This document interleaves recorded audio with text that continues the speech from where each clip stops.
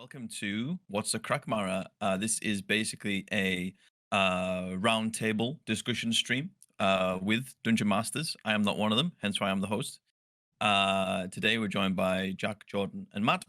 And basically, what we've been covering so far on these streams is 1D&D, which is the next iteration and rule set of Dungeons and Dragons, and what the people behind those this next iteration are doing, and I've done with other kind of stuff in the past, is they're releasing Unearthed Arcana documents. So basically, these are test documents, beta documents that are put out into the community for the community to read, give feedback on, and suggest changes via surveys. So this is the fourth one we've done now, I believe, because Yeah. there's been 4 UAs. So we're going to be touching on the most recent one, which focuses on the Druid and the Paladin class. This might be a shorter stream than normal because I think out of all the ones we've done, there's less material to cover. But we can touch on other things in this UA because there are other things included in it, and we can also touch on some of the stuff in the other 3 that we've done so far as well. But yeah, it's the Druid and the Paladin today. I will update the chat with links to 1D&D, and you can kind of discover that for yourself and things like that. And if you did miss the first 3 episodes, you can catch them up on the YouTube channel. Again, I will post the link in the chat when I've got a second. But I'm in full talk mode right now, so I can't do both. Let's do introductions. So yes, I am Sam, or online, I am known as Sammy. You can catch me in one of Matt's games, which is the Strixhaven, A Curriculum of Chaos game, which airs every Saturday at 1 p.m. EST. I play Charlotte Briarsong on there. And yeah, we'll keep that description brief for me, and we'll throw it over to, we'll go Jordan next. Jordan, tell the lovely people who you are and what you do. Hi, I'm Jordan. Been a DM for 10 years-ish, give or take. And you can catch me over at twitch.tv/TonCubeGaming, or soon to be over at Bridges and Brigands, where Matt and Sammy will be some of my players, along with Kayla and Hannah and a couple of others. Nice. That's me. Jack, take it away. Hello, I'm Jack. I've been DMing for just over a couple of years now. I DM with the Fate of the Dice stream. We've got an ongoing Curse of Strahd campaign that will continue about half an hour after this stream is due to finish. That'll be at 7:30 British time. Nice. And I guess finally, the man that everybody already knows, Matt. Well, if you're here, you already know who I am. So, so I'm Matt, RolePositiveGaming. I run D&D, lots of D&D. I have currently 3 campaigns with a 4th one getting ready to stream. Well, I wouldn't say getting ready to stream. It's for at least a month, maybe a month and a half out. But we're going to have a whole new crew and cast, and it's just going to get, my life is just going to get even more crazy. But periodically we also do our DM roundtables like we're doing right now. And we discuss all things D&D. At this point, it is 1D&D and the Unearthed Arcana. We all have thoughts on this subject. So, but I also want to make sure that we give a shout out to For Shame Not Honor, because it was my job to invite poor Jordan, and I failed.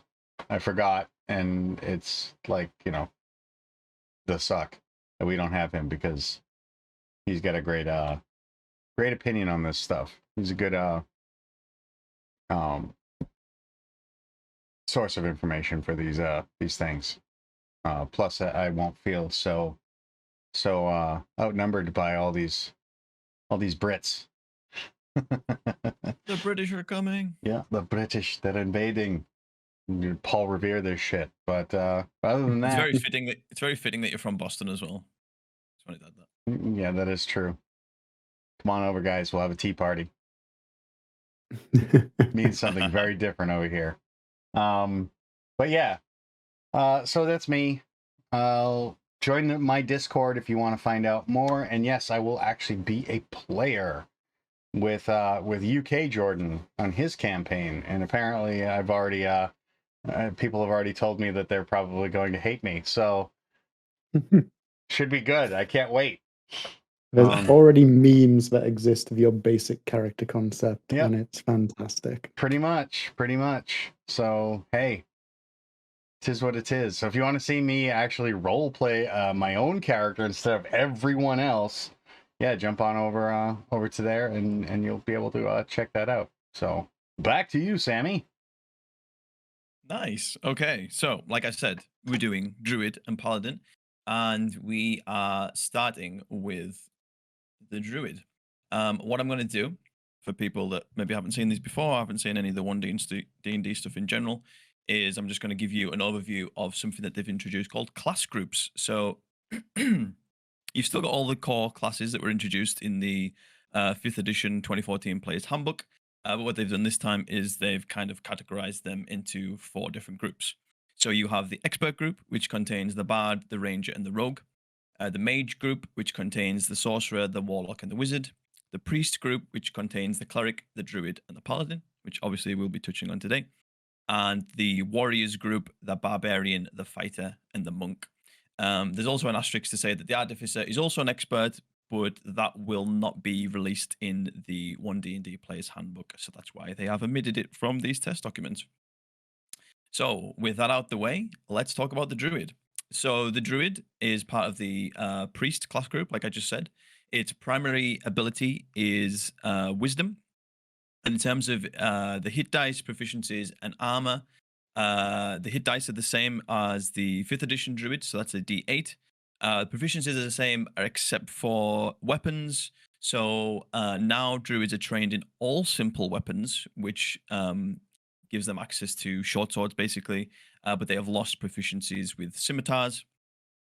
And in terms of armor proficiency, they only have access to light armor now, but still have access to shields. With all of these classes in these 1D&D Unearthed Arcana documents, they give a sample of starting equipment. So at first level, if you're playing a druid, you get access to a druidic focus, which is a quarterstaff, an explorer's pack, herbalism kit, leather armor, shield, a sickle, and 9 gold pieces. Or what you can do is forego all of that. You take 50 gold pieces and you can spend that on whatever equipment you want. At this point, I want to shout out Jack because, like, for this stream and the other streams, Jack has produced a chain log document that kind of summarizes all the changes, the additions, the removals, etc. So I'm just going to do a quick run through of that now, and then what we'll do is we'll start talking about specific things, and I can shut up for a little bit. So the changelog for the druid includes, like I just said, druids have lost proficiencies in scimitars and medium armor. They've gained proficiency in all simple weapons, including short swords. There's been various spellcasting changes. They have gained an ability called Channel Nature. Wild Shape has been completely rebuilt. They've gained 2 new features in Alternating Forms and Wild Resurgence. The previous feature, Beast Spells, now ignores all 3 components. We'll get into what that means later on. Archdruid regains 1 Channel Nature, which is a new thing, rather than has unlimited wild shapes. And like all classes in 1D&D, the Druid gains a epic boon. The following features have been moved. So Wild Shape is now unlocked as part of Channel Nature at first level rather than second level. Beast Spells have been brought forward from 18th to 17th level. And to accommodate for those epic boons that have been introduced, the Archdruid feature has been brought from 20th to 18th level, merging with Timeless Body. So I think the quintessential thing for druids is wild shapes. So we're going to focus there first.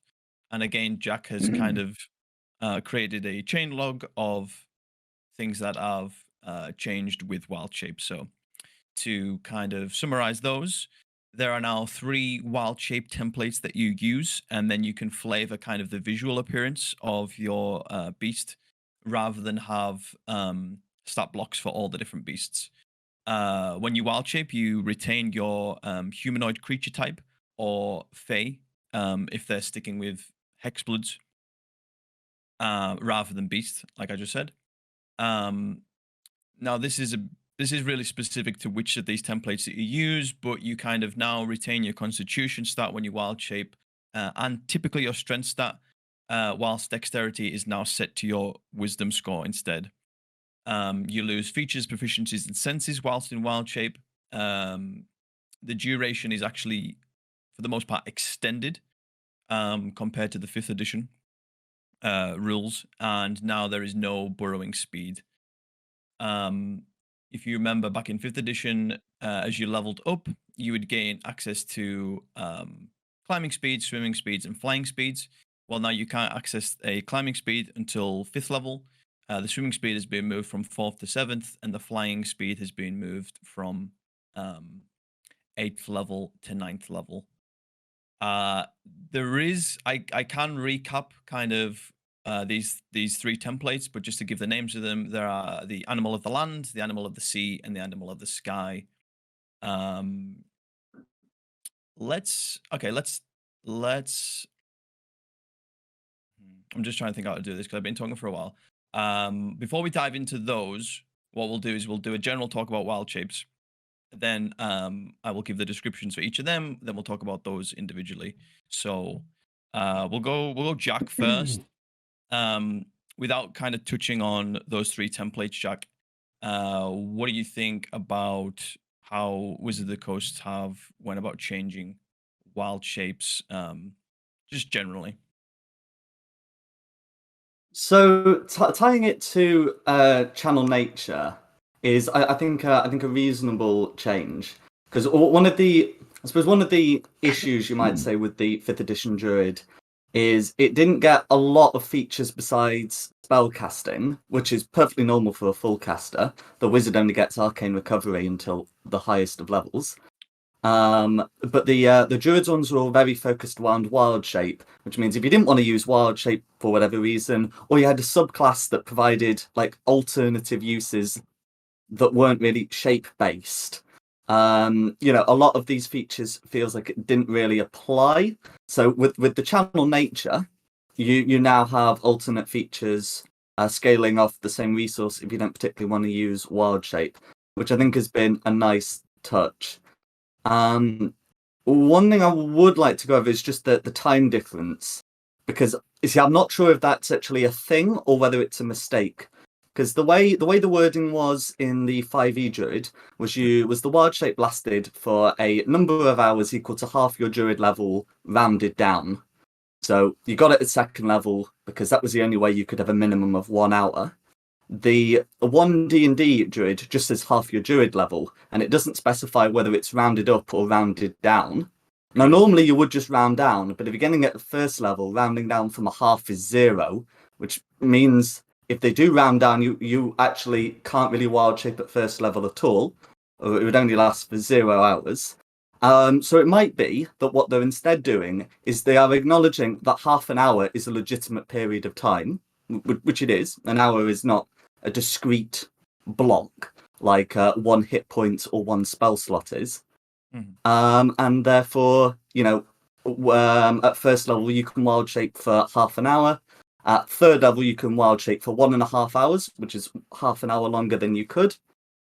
So it might be that you get to wild shape for half an hour longer at odd numbered levels, or it might be that they mean to say rounded up and have forgotten to put that in. Or, it might be that your DM will insist that it does mean rounded down, and a clarification may get issued to say so, and then you have this weird, you can't actually use it at 1st level. Who knows? I would like that to be properly explained.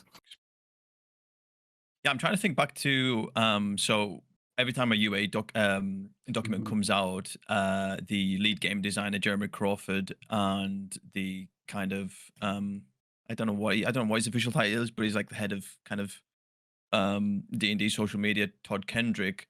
They have a sit down interview and they discuss certain things in the documents. I think they did talk about that, and I'm pretty sure it is meant to be like half hours, like it is intended to be that. So if anything, it is a slight bump, and I think as we get into this, to get into the meat of this a bit more, it's probably a well needed buff, albeit a very minute one. But yeah, definitely some clarification on that would help. I think Jack's had a little bit to say, so we're gonna get into these templates that I talked about. So the first one, which you get access to right off the bat, is Animal of the Land. So what it says is you can be a small, medium, or large terrestrial animal. And again, like I said in the changelog summary, your creature type doesn't change. So most player races or species are classed as humanoid. The hexblood that was released in Van Richten's guide is actually a Fae. So if that gets released again in the future, you would still be a Fae rather than a humanoid. But you are no longer a beast when you wild shape. Is the key thing to take away. Your armor class equals 10 plus your wisdom modifier. This is where the big nerf comes in. You continue to use your own hit points while you are wild shaped. Now, previously, when you wild shaped, you would take on the hit points of that specific creature that you wild shaped into. Then you would burn through those hit points, and then once you hit 0, you would start using your own. There was that situation where if you were on 5 hit points as a beast and you took 10 damage, you would then take 5 of those hit points in your normal form. Now there is no such thing as beast hit points. You are always using your own hit points, and that creates several problems. Your speed is 40 feet, and you have once you reach 5th level a 40 feet climb speed as well. Your strength and your dexterity in this form equal your wisdom scores, and your constitution, intelligence, wisdom, and charisma equal your normal druid scores. You have 60 feet of dark vision. The languages are the same as the ones you know in your normal form. Your proficiency bonus equals your own proficiency bonus. You get keen senses, so that means you have advantage on wisdom perception checks. And for your actions in combat, you have bestial strike. So this uses your spell attack modifier to hit. Has a reach of 5, can target 1 creature, and if you do hit, it does 1d8 plus your wisdom modifier, bludgeoning, piercing, or slashing damage. And again, I think that would be kind of based on what form you do take. And then you do get access to multi-attack at 5th level, and this allows you to make 2 bestial strikes instead of 1. So we'll pass this one over onto Jordan. Again, we can talk about wild shape in general, but let's maybe something specific about Animal of the Land. How do you feel? For me, the hit point thing isn't very good. I think that's a very major nerf. So maybe get your thoughts on that as well. But yeah, talk to me about Animal of the Land. Yeah, sorry, I just had to run downstairs for a second there.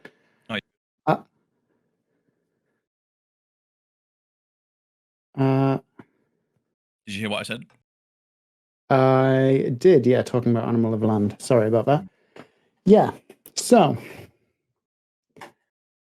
as a DM, especially for like DMing first-time players or that sort of thing, I like Animal of the Land a lot. I like the whole template system in general. I think it needs a couple of tweaks here and there, but it simplifies the process of it. There's no, like, because there were optimal wild shapes in that, this one gets pack tactics, this one gets other features, etc., etc.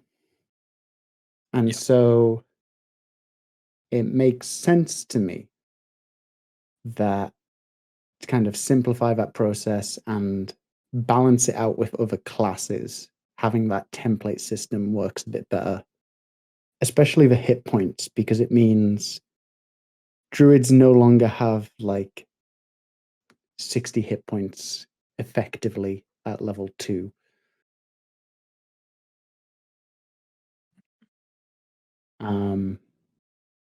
Other than that, it's if I go from a player's perspective, however, not great. Not great at all. Especially someone who's played a druid in the past. It's a lot like losing those like technical abilities that differentiate a good druid in terms of like adventurers league sort of good versus a bad druid, you know? Optimization and such. Yeah. I think on one hand, kind of having that creative freedom to kind of use your imagination and take the form of like whatever creature that you want at this point, because I think it goes back to the classic owlbear discussion that everyone had with that original Dungeons and Dragons movie trailer. Well, oh, the owlbear is technically a monstrosity and you shouldn't be able to wild shape into that. Well, now you can be an owlbear because instead of being a monstrosity, well, it's a beast. You're not a beast, but you can make it look like an owlbear. So it gets rid of those discussions. It frees up a little bit of creative freedom. So I think that's good for like maybe like experienced players.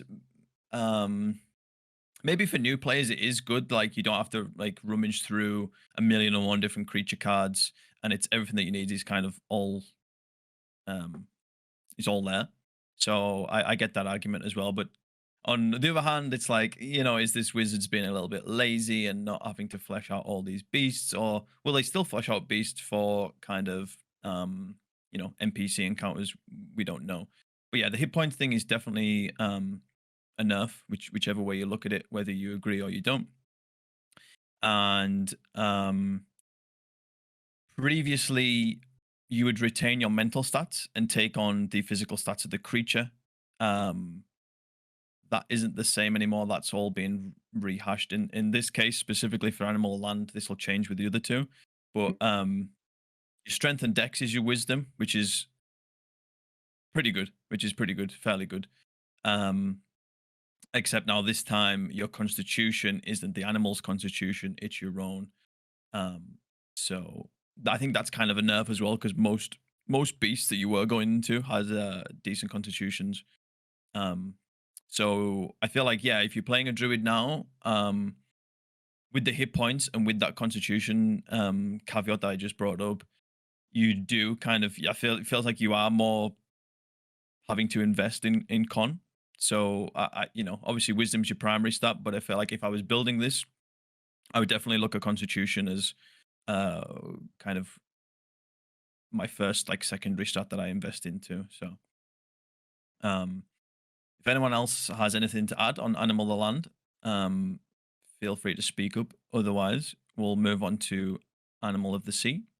There is one thing I just wanted to say. There is a good design reason for keeping your constitution, and that is if it's using your hit points. If you would do something that made the beast's constitution your wisdom modifier, that might affect how the hit pool works. That's true. Mm-hmm. That's a good point. I think the stat changes are related to their virtual tabletop that they're trying to develop. A lot of this does fit into that. That is a lot easier to code for a virtual tabletop sort of situation than, okay, here's a list of every beast, or saying, okay, these are the beasts that they have access to. Yeah. Well, yeah, I think the majority of this is now just an aesthetic role playing. Like, I do appreciate, it kind of stole my thunder there, Sammy, but pointing out the fact, like, they by telegraphing it with the D&D movie commercial and turning into the owl bear. Everyone was all up in arms over that. I was like, how's she turning into an owl bear? And I was one of the first people to say amongst my group that, like, I'm willing to bet you that we're going to see either like a circle of type of druid that can use monstrosities, or they're going to come out with something with 1D&D. And they specifically did. I noticed that as like the hybrid thing. You can look like a mix of any animals. And, and the first thing it went like a mix of like an owl and a bear, So that aesthetic is there. I kind of miss the fact that you had to kind of Pokemon things where a druid, you couldn't change into an animal that you hadn't actually physically seen before, which was another caveat for a druid. I mean, that was kind of a balance thing. You couldn't turn into a T-Rex unless you first encounter a T-Rex. If you never encounter a T-Rex, you don't get to choose a T-Rex as as an animal shape. So if your DM is an asshole and you're never going to like Jurassic Park, sorry, bro, you won't get T-Rex. But yeah, I mean, the fact that you can choose small, medium, or large, I mean, that just means, I think it uses an elephant. Isn't an elephant giant size? Pretty sure. I think it's either huge or gargantuan. I'm just checking. Like, yeah, I mean, so it's huge. Even though you can choose an elephant, you'll never be able to choose one that's the size of an actual elephant. But then again, on the small side, if you I want to change into a weasel, you'll always look like a giant weasel because weasels are tiny, and the smallest you can go is small. So I think it's just more, I guess, like an aesthetic thing, where it comes to like that kind of stuff. I mean, you guys already covered a lot of the other things that I would say. Yeah. Like the nerfs with the hit points and things like that. Because you're right. Now Constitution matters for a druid more than most of the other stats, honestly. Yeah, for sure. But I mean, yeah, your strength and dex equal to your wisdom score. So obviously wisdom, number 1 for a druid, which makes sense. But yeah, the con, int, wisdom, and charisma, you're right. I would definitely go with con as my next stat beyond that. And even though, I mean, what is it? They have their saving throws are, where are they? Intelligence and wisdom. I don't see that. Why intelligence? Why intelligence for a druid? Whole lot of book learning going on in the woods? Well, so they have this balancing. I don't know if it's a problem, but I'll call it a problem with saving throws. So basically, what they do with all the classes is they give the classes one good saving throw and one bad saving throw, and the good saving throws are wisdom, dex, and con, and the bad ones are strength, int, and charisma. And the bad because they don't come up as much as the good ones. So with the wizard, with the druid, all their stuff's based on wisdom, so they get wisdom proficiency saving throws. That Obviously. makes sense. But then you've give them a good saving throw, so you got to give them a bad one. So the bad ones again are strength, int, and charisma. Maybe int makes the most sense. I don't see that at all. Like, I bet of all of them, I would say that is the least. If you're dealing with something that druids, if you're going with the bad saving throws, like strength and charisma, way more useful to a druid and makes way more sense. I mean, to me also, anyway. You live out in the damn woods. It kind of lines up with the animal of, like, with the template system, in that if they chose to give them strength or dex as their other save, then it's basically just another whiz save for them if they're in their animal form. Right. I mean, Oh, I see what you're saying. I mean, they would never do Dex because that would be too good for saving throws. But yeah, I Right. see what you're saying. I would still go with strength or charisma. So if you want to Yeah. go with the bad thing, go with charisma. Because I leaned that thing's charisma. like, hey, animal handling. You know, like you could use charisma for animal handling because you are literally impressing upon them your, posturing and, your ability to convey your intent to an animal. Do you know what I mean? Yeah. So I what would have you're gone saying. charisma over intelligence because your The other intelligence priests score get doesn't. charisma. Oh, go ahead. Oh, the other priests get charisma saving throws. Right, that's a good point. Yeah, I don't know. I don't think that's a good enough excuse. Intelligence doesn't make sense. Intelligence makes more sense to a cleric than it does to a druid, because a cleric no, would have access to schooling. No, but I mean, proficiency. The fact that the other priests get proficiency in charisma saving throws is almost a reason to continue, and we just say all priests get the same saving throws. Yeah, you're right. You're actually making my point. Is they should throw it. It should be charisma. If you're gonna go with the good and the bad, it should be charisma, not intelligence, especially for a druid. Personally, I couldn't really weigh in whether intelligence or charisma saving throws make more sense because they don't come up regularly enough to get really an identity. Like generally, if you have to make an intelligence saving throw, it's because there's a mind flayer, and charisma saving throws are the result of like a few sort of divine spells. So it's not just about whether this stat is useful; it's about whether it makes sense for them to have resistance against the particular save and up to protection against the particular save. And without those two saving throws having any particular identity from each other or general wisdom, I couldn't really say why a druid should get one more than the other. At least strength saving throws, we know what they're for. Normally, if you fail a strength save, you get pulled or not prone. Pulled, pushed, or prone. That's what they protect against. Right. But just to reading aloud was making comment regarding charisma, but to make my point, think like Snow White or any of the Disney princesses that can just like sing and summon your woodland beasts.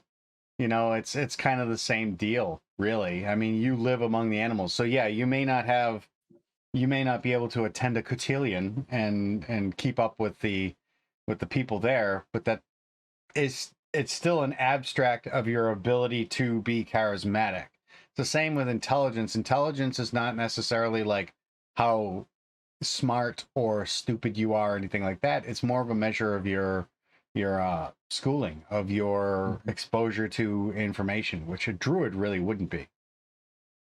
Is ahead. there space to say, like other proficiencies that we get, that the saving throw proficiencies should be moved to background instead? Kind of a good point. That is a good point, because then that determines your exposure to things. Yeah. Like, but but then the balancing thing comes up again. If you could just pick your own. You have like specific access. Like druids should only have access to certain backgrounds, so that it makes sense to the class. Like you shouldn't be able to be like a druid that was, like a cloistered scholar living in a tower somewhere. Like how were you a druid? How did you interact with nature? Yeah, I understand what you're saying, but then you create, like, I think you create more problems for yourself if you start going down like that road than answers. Maybe. I mean, they are turning everything, like the things that you get, to your backgrounds. Stats and stuff, bonuses and stuff, feats.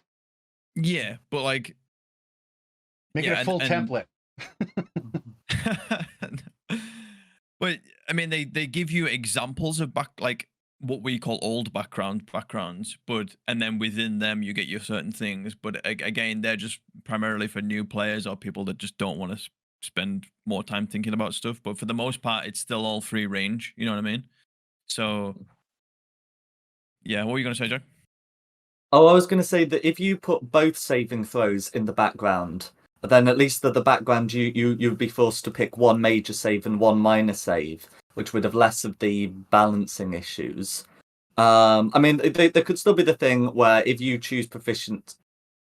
Well, actually, no. If you choose proficiency in dex saves, because the wild shapes don't actually give you don't actually transfer your saving throw proficiencies. Using wisdom for that wouldn't really be a problem.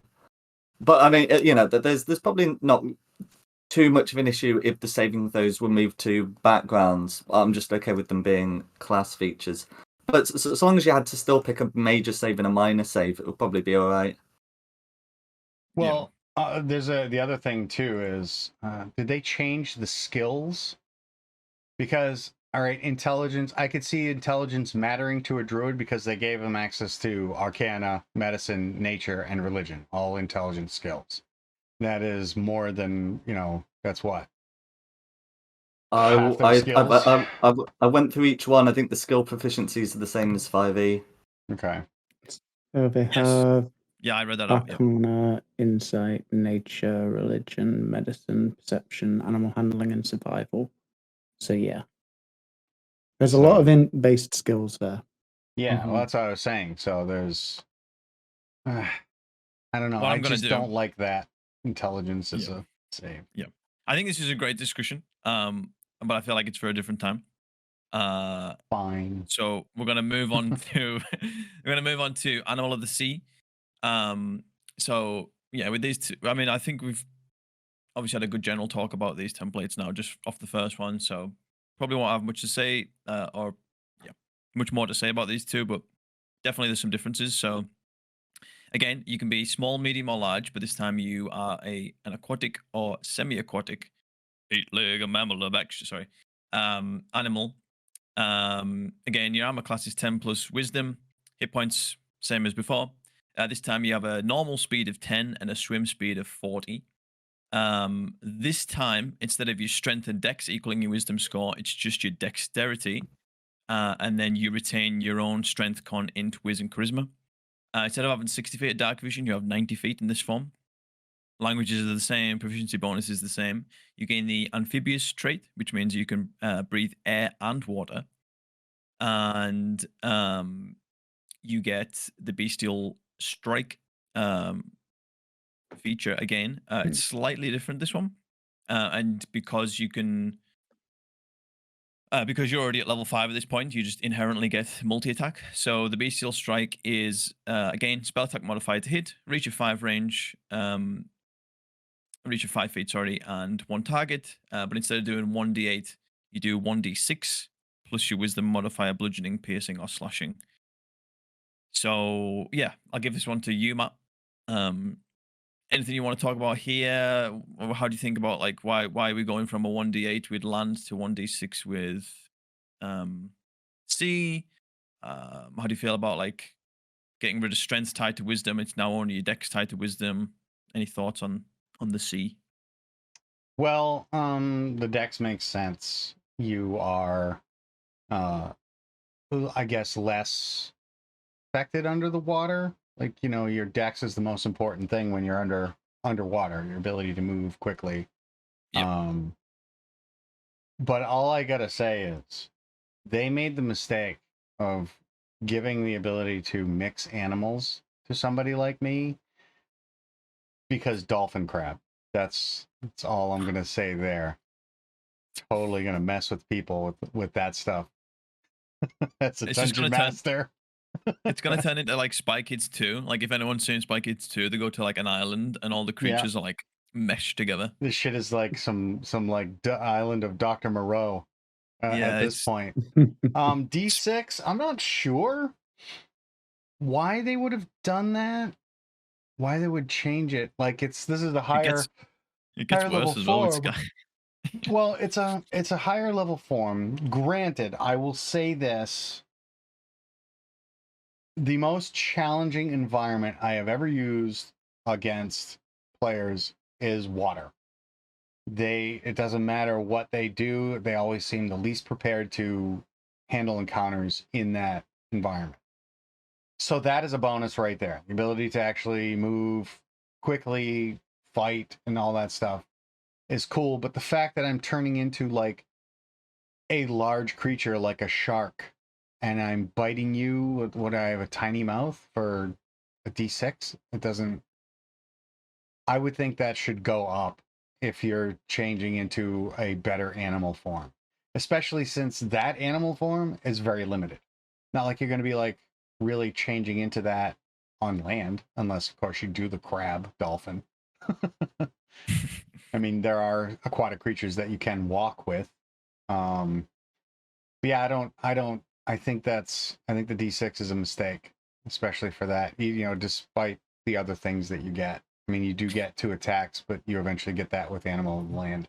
You kind of get like, yeah, you kind of get like a common sense problem. It's like, oh, I'm just gonna play like a small clownfish, but my bite with a small clownfish does 1d6, but my bite with a large great white shark also Does does 1d6. 1d6. Mm. So it's literally an aesthetic thing. I'm like this giant animal in the water, and I'm just taking little nibbles out of you. You know? So I don't your agree with that. clownfish's legs. We say, Jack? Oh, also your clownfish's legs. Have you noticed it has a regular walking speed, and so as the amphibious trait? Yeah, that's so weird. It can Well, I think- magic carp splash along.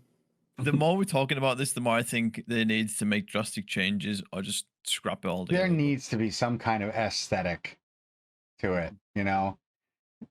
If it's an animal of the sea, make sure it's a sea creature. Make sure, you know, give it some more damage. Make sure that it just turns into a creature that has a swim speed, not a walk speed. You know? Because why give it a walk speed if you're only doing a D6 damage? If you want to fight on land, you don't turn into an animal of the sea to do it. You turn into an animal of the land, because you do more damage.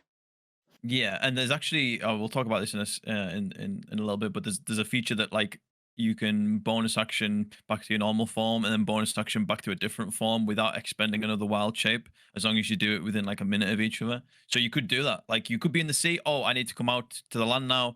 Okay, I bonus action, and then I'm a land animal. A beast again. of the land, yes. Yeah. Mm-hmm. So, That also actually promotes, because they now get way more access to wild shapes, so they'll be doing it more often. So that is a scenario or situation that's forcing a player to use their resources, which is what a dungeon master wants to do, to challenge players. Yeah. So if you want to go from swimming to walking, make it make sense. Yep. Because the clownfish who has a walk speed, you're right, it's dumb. it's Nemo with legs. Little mud skipper. Okay. Let's go animal of the sky, just to get it out of the way. So again, you can be a small, medium, or large winged animal. Your armor class, here we go, is enough. This is 8 plus your wisdom modifier as compared to the previous 2, which was 10 plus whiz. You got the same issue with hit points. Again, these also have a walking speed of 20 feet, but you get a flying speed of 40. Your dex equals your whiz score, and your other stats are equal to your own. You get 120 feet of dark vision now, instead of 90 in the sea form and 60 in the land form. Proficiency bonus is the same. You get access to flyby, which means that you don't provoke opportunity attacks when you fly out of an enemy's reach. Like the land form, you get access to keen senses, which gives you advantage on perception checks. And you get multi-attack bestial strike, but here's the kicker. It goes down to a 1d4 plus wisdom modifier, bludgeoning, piercing, or slashage, rather than the 1d6 with the sea and the 1d8 with the land. So I'll just give this one like open table. Anyone want to add any more thoughts before we move away from wild shapes altogether? There is. Oh, go for it. I wanted to just point out the armor class thing. You ever try and hit a bird flying through the sky? I don't know about you, but then they're like, so your armor class is 8 plus your wisdom modifier, but your dex is equal to your wisdom score. So a druid with a wisdom of 18, 20, is still kind of, well, I guess no, it's the same, isn't it? Yeah, it would be the same bonus. I don't know why they would put that there for the, separate them. Is the wisdom modifier. Yeah, okay. So they are actually saying it because it actually replaces your dex score. I still think the armor class should be higher on a bird. Yeah. I don't know. The armor class thing kind of bugs me all around. The way that they're doing that. Because the problem here is you think, oh, I get this later on, it should be better, it should scale better, but then the only reason they do the land, sea, and air thing is to make sure you can't cheese things early on, you can't go directly into something with a flying speed early on. That's why the way it was in 5e. But then you kind of shooting yourself in the foot a little bit. I agree, that should probably have to be a caveat. But then it's oh, I get this at 9th level or whatever it is, but then my armor class is lower and I'm doing less damage, and yeah. Yeah, and then you go. So literally, the higher you get, the other animals that you get, the less damage you do as that animal. Yeah. I have a proposed change. Let's say we take it from 3 templates to 9 templates. One for small land, medium land and large land, and the same for the other 2 types. Yeah. And so you can balance that out with large creatures hit harder, but they might be slower. They might not get as much extra speed or whatever. Or they have different abilities in their keen senses, or different flyby, whatever, based on whether they're small, medium, or large. Yeah, I agree with that. That's a good idea, because if you're going with the general and basic rules of size, being large and small, like carrying capacity and things like that, that changes. So, right away, there's that just in the straight up rules. I agree. They should actually scale for damage as well. Yeah, I think they've got a lot of problems here. I think we can all agree on that.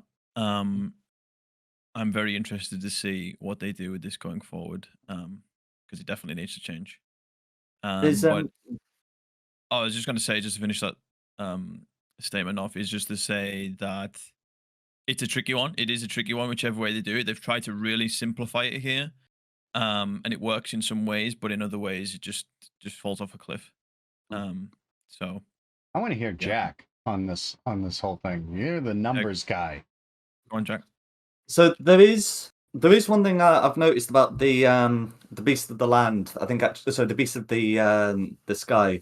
That I think was a good change. A good implementation is that I do think it's important that the beast of the sky does use your strength score rather than the beast of the land's wisdom score. And that is that when 2 flying creatures encounter each other, the optimal strategy is almost always to knock each other prone. So there's 3 reasons why you would want to do that. The first off is the fall damage taken from being knocked prone and plummeting to the ground will usually be better than your actual attacks. And I mean, you've seen the Beast of the Beast of the Sky's attacks. You know this is true. The second reason is if you have ground allies, they are now involved in the fight. And the third and most important reason is if you knock them prone, they can't knock you prone. Yeah. Sure. So I think it's good that the Beast of the Land does have the improved strength, so it can do all the shoving, grappling, and all the rest of it, and that the Beast of the Sky has to use the Druid's strength. It now means that the Druid is probably best off not putting their 8 in strength, which is very unusual for a full caster. However, I think there wouldn't be a problem with the Beast of the Sky, so Beast of the Sea also having, the Wisdom score be implemented as their strength. Because there's not really that much of an issue with a sea beast being able to grapple or knock prone. I mean, I guess maybe they were worried that a sea beast may Like, go onto the land, grapple someone, drag them into the water, and drown them. What about But- octopus or squid? It's literally what they do. Yeah. Yeah. And And I even a think- shark will bite and will like try and take off a piece or hold. So Mhm. I can see grapples for creatures like that. I think what's happening here is you're making the druid mad. And if you haven't heard that acronym before, it stands for multiple ability score dependent. And I think the 5th edition druid was nowhere near that. It was almost sad, single ability score dependent. And now it's like, okay, you need whiz. Well, if you want to be good at nature and arcana, well, you need int, and it's also good for your int saves. Well, now you need to do con and strength a bit more. Like, it's 4 stats you really got to prioritize. And I think when you make a class mad, you nerf it a little bit, because it's like, well, if you don't invest in those stats, or you don't get good stats in those abilities, then you're just going to be weaker than someone that does. So yeah, I think it's a nerf as well, just inherently. But I think they're doing it as an important balance issue, because it is an extremely powerful move to either knock a flying enemy prone or potentially grapple someone who can't breathe in water and then take them into the water. So I think that would be their justification for not for using the druid strength. It's because otherwise you could have a sad anti-air druid, and I think they want a mad anti-air druid, and I think that's perfectly fine.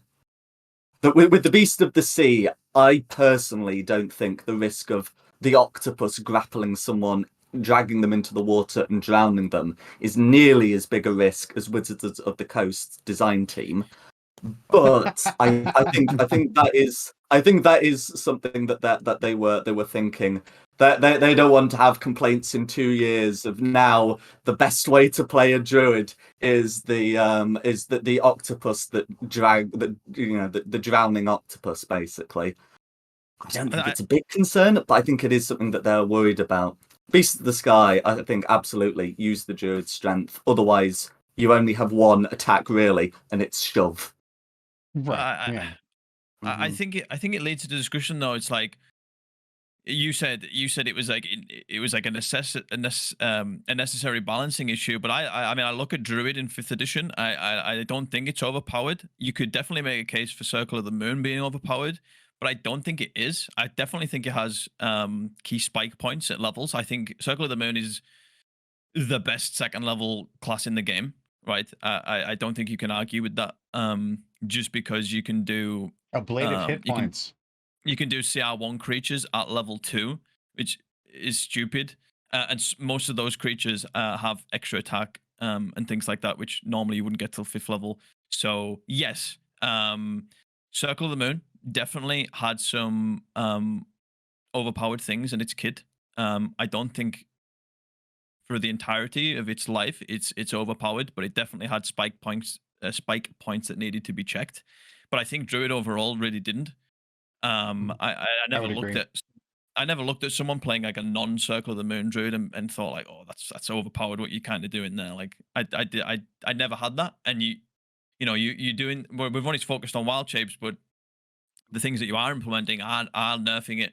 Both Circle of the Moon. I know haven't seen other subclasses yet, but just in druids as a whole as well. And I don't think you needed to do that. But, Well, I don't think the druid is overpowered or these templates are overpowered. No. But what I am saying is letting the Beast of the Sky use your wisdom modifier as its strength score would be overpowered in the sense that it would make shoving much better than its unarmed strikes for dealing with flying opponents. I agree with that. I'm not too. arguing. Yeah, I'm not arguing that, but you're focusing on a very isolated, overpowered thing. But the general thing is it's very underpowered. But I agree specifically with what you're saying there. I mean, it was one of these things that got brought up why Beast of the Land could replace its strength score and the other twos couldn't. Yes. Yeah. Well, but I think you're arguing a specific point, and I'm arguing like the I whole point. I agree with Jack on that. But I think it seems like the Druid is now very focused on its wild shape ability, but the wild shapes that they give you access to are really lackluster. And especially since they took away the whole ablative hit point kind of thing, you know, you only have your hit points. Like when you know, as a beast, you go to 0, you're down just like everyone else. So I think they really need to reassess these bestial forms and beef them up a little bit. Give them something. They definitely think they need to make it a little bit more desirable to even wild shape. Yeah, and that's the point I was going to make is even in 5th edition, you were kind of like dissuaded from wild shaping if you weren't playing Circle of the Moon, either because it just wasn't optimal or because you were using your wild shapes to other things like the Spores Druid and symbiotic entity and things like that. So yeah, like definitely like they've dissuaded you even more, like if you're not playing a Circle of the Moon Druid, to just not wild shape because of how weak it is. And I'm guessing they're kind of probably continue with other druid subclasses where you get features where you can use your channel nature to do other things, and that's going to lead us into channel nature just to kind of keep this moving on. So to backtrack a little bit, you get channel nature at level 1, and wild shaping now uses this channel nature. So channel nature is very similar to the cleric's channel divinity. You get all uses back on a long rest. You get 1 back on a short rest. And again, this scales, so you get more uses as you level up. At 2nd level, you get access to something new called Nature's Aid, and this gives you 2 options. Healing Blossoms, which is essentially a AoE, area of effect heal, and Wild Companion. Wild Companion was basically introduced in Tasha's Cauldron of Everything, and back then you could use one of your wild shape uses to essentially cast Find Familiar. So instead of using a wild shape use, this time it's using your channel nature, which is something that you could use your wild shape. I can't get the wording right on that. Yeah, you know what I'm trying to say. And then just to go forward in time a little bit, you do get access to Wild Resurgence at 15th level. And this gives you the ability to use your Healing Blossoms as part of wild shape. So if you use your channel nature to wild shape rather than to use Healing Blossoms, you get the ability of both. So you wild shape into whatever you want to, and then Healing Blossoms also procs, and then you get the effects of that at the same time, which I actually think that's quite nice. But yes, channel nature as a whole, we'll go back to Jordan because Jordan didn't really say much in that last little segment that we did there. So Jordan, how do you think about channel nature, Nature's Aid, which includes Healing Blossoms and Wild Companion, and then I guess as an extension of that, Wild Resurgence at the 15th level there? Yeah, so I like them. I like them quite a bit, actually. Healing Blossoms is a cool thematic active healing component, and Wild Companion is very similar in that it's very thematic and it's nice. It means that every day you're probably going to burn one of your channel natures at the beginning of the day to summon a familiar, because familiars are cool and useful. Yeah. Whereas the Wild Resurgence, I mean, if we take a look at Healing Blossoms, currently it's roll a number of d4s equal to your wisdom modifier. Mm-hmm. It's a nice bump. It's a nice little heal. And then it turns into essentially lay on hands with, you now have a pool of hit points you can distribute.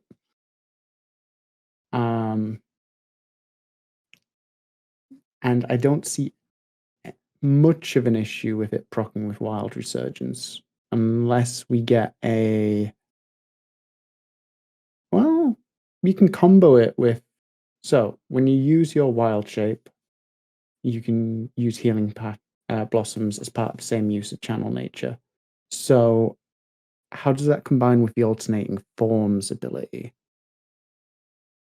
if you are constantly changing forms with alternating forms, are you essentially every other turn or every turn healing for, let's say, 5d4 spread out across your party?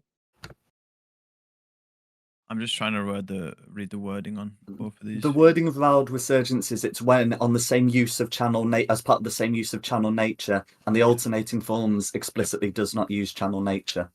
Yes, so you can't abuse it that way. Okay. Yes. Well done for good wording, Wizards of the Coast. A rare event when it is. Yeah. Then yeah, I absolutely see no problem with it. I think it's nice having that additional resource that players have to manage in that case. I think we did joke when we were covering the cleric that druids would get a channel nature as part of their rework. Yeah, I think you're right. We did. Yeah, we did say that. Yeah, I remember thinking they probably won't, and then no, they did. Yeah, actually, I mean, I think if you look at it, it looks a little bit underpowered. So like its D4 is based on Wisdom modifier. So the highest that is ever going to be is 5 D4s, which on average is 12.5 healing. So I mean, even at mid levels of play, that's not a lot. What you can do with it, though, I think it's really powerful early on. Maybe, I guess the classic one is the Banshee encounter, where a Banshee can just drop the whole party to 0. If you're the Druid, you've got good Wisdom and you've got your proficiency in Wisdom saves, so you're probably not going to get knocked by the Banshee. But if everyone else got knocked, you could just use this and get every single one of them back up, which could be clutch. I know that's a very niche situation to use it in, but there's totally other creatures that can do similar things like that even early on.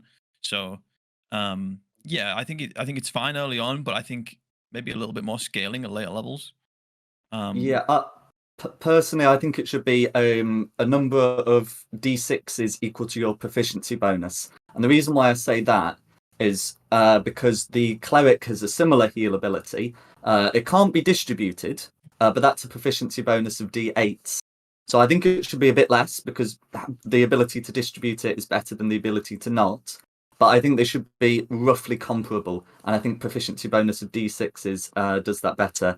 Because at the moment, you have a feature that's, pretty decent at tier 1. And then, assuming that you increase your wisdom modifier at 4th and 8th level, continues to be decent in tier 2. Because you've got a lot of channel natures. And then in tier 3, it's not great.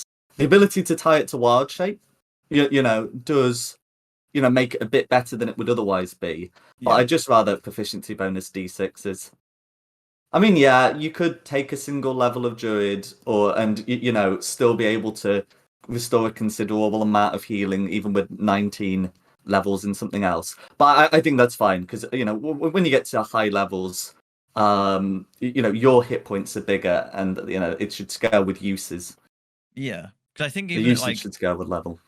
Even at tier 2, right? Just say you got all that 12.5 points that I based on a wisdom score of 20 and averages. You give all that to one person. Well, at tier 2, it's probably more than likely that one attack from a creature is going to do equal to or more than 12.5 points of damage.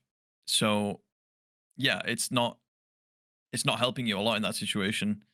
You do have more uses in tier 2 there. Yes, of but you can't. Channel nature, yeah. Right, but that would be over multiple turns. Yeah. Yes, so you could already be down at that point. So, yeah. I'm willing to bet you that there is going to be a circle of the druid, a druid circle that enhances that. I'm willing to bet you're going to have a druid circle that is all about healing, and that's where you're going to see the scaling. I agree with Jack though; it should be tied to your proficiency bonus, because eventually your wisdom bonus is not. It's just going to be. It's going to be stagnant. You're, like you said, +5. There you go. That's it. Maybe +6 at 20th level with the epic boon. Yes. So Right. when you get to 20th level, it's, you know, are you ever going to really use the healing blossoms enough to make it worth it? You know, everyone's like, you know, you're dealing with possibly hundreds of hit points. It's just not going to really do anything unless, like Sammy said, everyone dropped, you know, and you bring everyone back up. But that's just, that doesn't seem very useful. You know, it should scale. It should go off of your proficiency bonus. Or like you said, maybe I think it should scale anyway. I think the dice should scale, start off D4, D6s, and go like maybe as high as a D12, and then if they, I mean D10, and then if you have the if you have a circle druid that gets it bonus, maybe it scales sooner and theirs goes up to a D12, and then you could keep it tied to your wisdom bonus instead of the proficiency bonus. You know, because 5d12 on a heal, you know, potentially 6 at 20th level. That's cool. That's useful. Because it's also not, you know, it's not like everyone in there gets healing. It's just everyone in there has potential access if you choose to give them the healing. You have to still disseminate where those points go as a druid. So yeah, it definitely should scale in some way, shape, or form. Mid-tier becomes fairly useless. Okay. We're going to move on to one of the next things I wanted to highlight, which is Tiny Critter. So at 11th level, when you wild shape, you can now assume a tiny form. There's a couple of caveats. This tiny form can only last 10 minutes. And if you do damage in the tiny form, the damage is halved.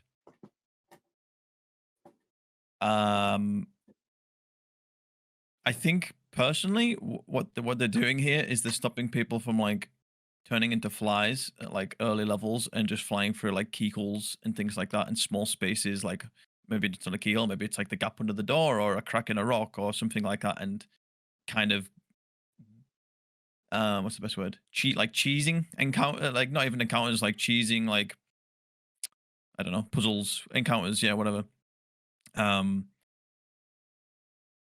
Yeah. I'll just do an open table on this one. Anyone want to jump in and give 2 cents on this? Area of effect bug zapper does general like AoE, you know, in its glyph base. You just have to pass over it, and you zap the fly out of the sky. So, I'm not convinced that. I mean, if there are issues with, you know, having tiny creatures, and there are some, not necessarily insurmountable, but some, whether these issues just evaporate at 11th level anyway. I mean, it's true that some of them can be replaced with Dimension Door. Like one of the potential issues, is getting under the crack of a locked door by, you know, turning into a spider, which by 11th level, someone has Dimension Door and can just, you know, go through it that way.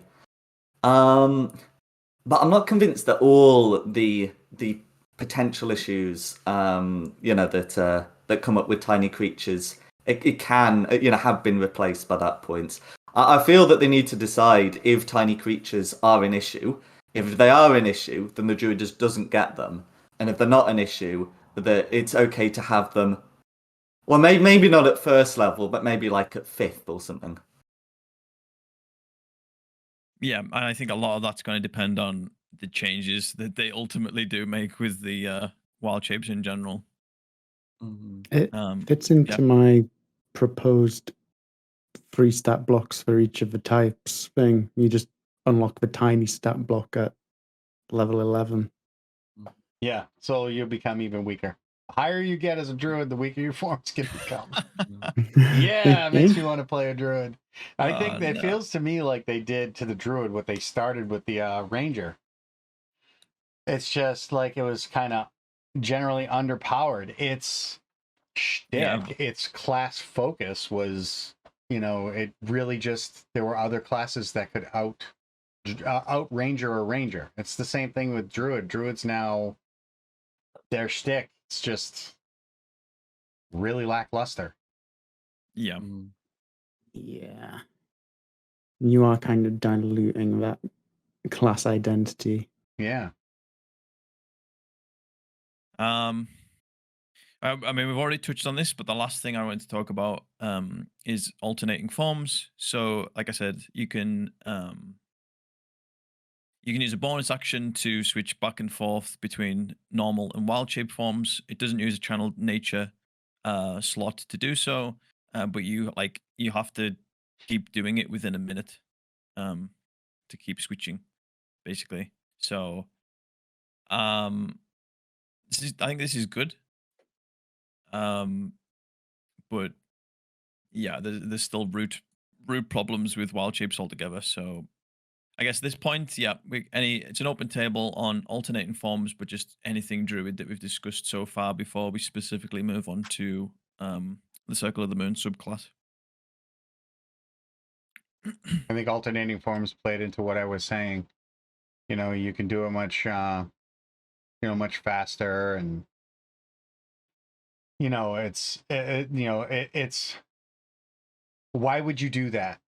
Like, why would you do it based on the forms that you have access to? What's the point, of really shifting? Like, your aquatic form has a walk speed. Your avian form still has like a walk speed, which at least makes sense because most avians have feet. The majority of things like that don't, and the water don't.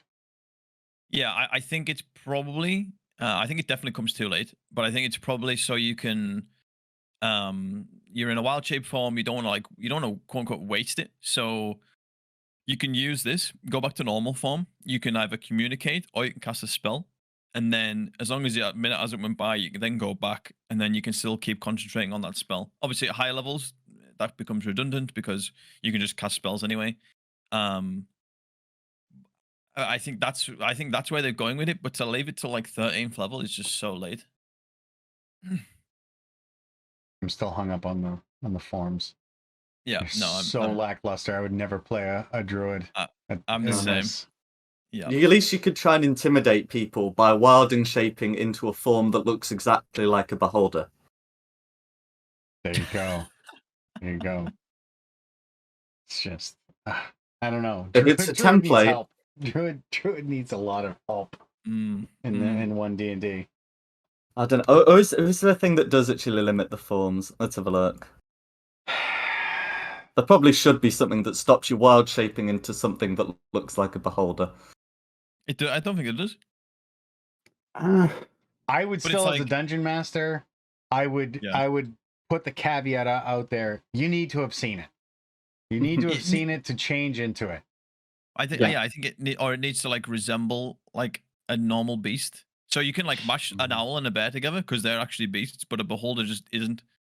Yeah, it's not explicit, but that fits into it's not explicitly stated like in bold, but it does say animal, and beholders are not animals or beasts. They are aberrations. Right. Yeah, there are no animals that even in part resemble a beholder. Like I could see like you doing like later on doing a mix of like a panther and a squid to sort of simulate a displacer beast, but still, you're not really able to produce the extra pair of legs, and the tentacles don't really fit, but at a quick glance it might throw someone off. Yeah. They don't say what they actually mean by the word animal, because an animal is not a beast, although they would have said beast. I mean, maybe they mean like beasts or monstrosities, because I could see an argument for saying a monstrosity is an animal, except I think a Medusa is a monstrosity. Might be. I can check. But I think they need to define what they mean. But you're right. There's no way a beholder would be considered an animal. No. Okay. Let's do Circle of the Moon. And again, Jack has done some changelog changes for this. So it is to a summarize monstrosity, by the way, nice. just to clarify. Yep. So to summarize these changes, you now have access to Abjuration spellcasting in Wild Shape. You can Unarmed Strike as a bonus action. They have lost direct healing ability in Combat Wild Shape. Primal Strike uses elemental damage, and they have lost Elemental Wild Shape. Oh, I didn't even know that till I just read it. That's so painful. So let's go through the features specifically. So yes, like all classes now, this is what they're doing with all classes. You don't get your subclass till 3rd level, and this is no different for the Druid. So yeah, in this case, you would hit 3rd level and you would take Circle of the Moon, and at 3rd level, you would gain Combat Wild Shape. So Abjuration spells. While you're in Wild Shape form, you can cast any spell you currently have prepared from the Abjuration skill, provided the spell doesn't require a material component. Quick Attack, you can use Unarmed Strike as a bonus action. And Swift Transformation, you can use your Wild Shape as a bonus action or magic action, but no more than once on a turn.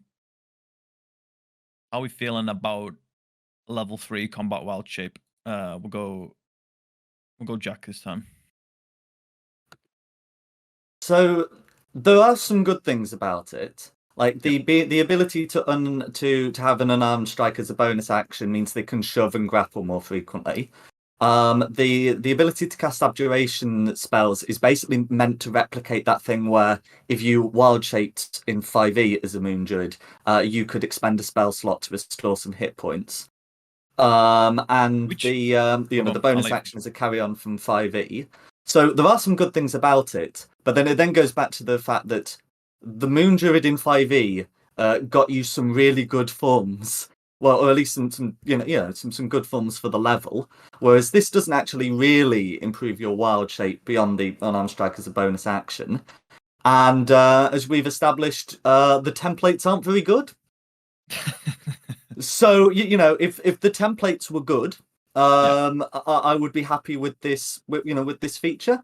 If it improved the templates to make them good, I will be happy with this feature. But it doesn't, so it's bad. That's my summary of it. I think I'd agree.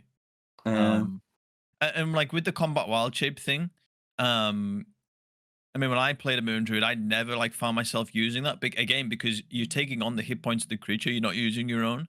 And I feel like I just always felt like if I'm wasting a spell slot to gain health, I didn't feel like that was like a good trade-off. I never felt that in my head.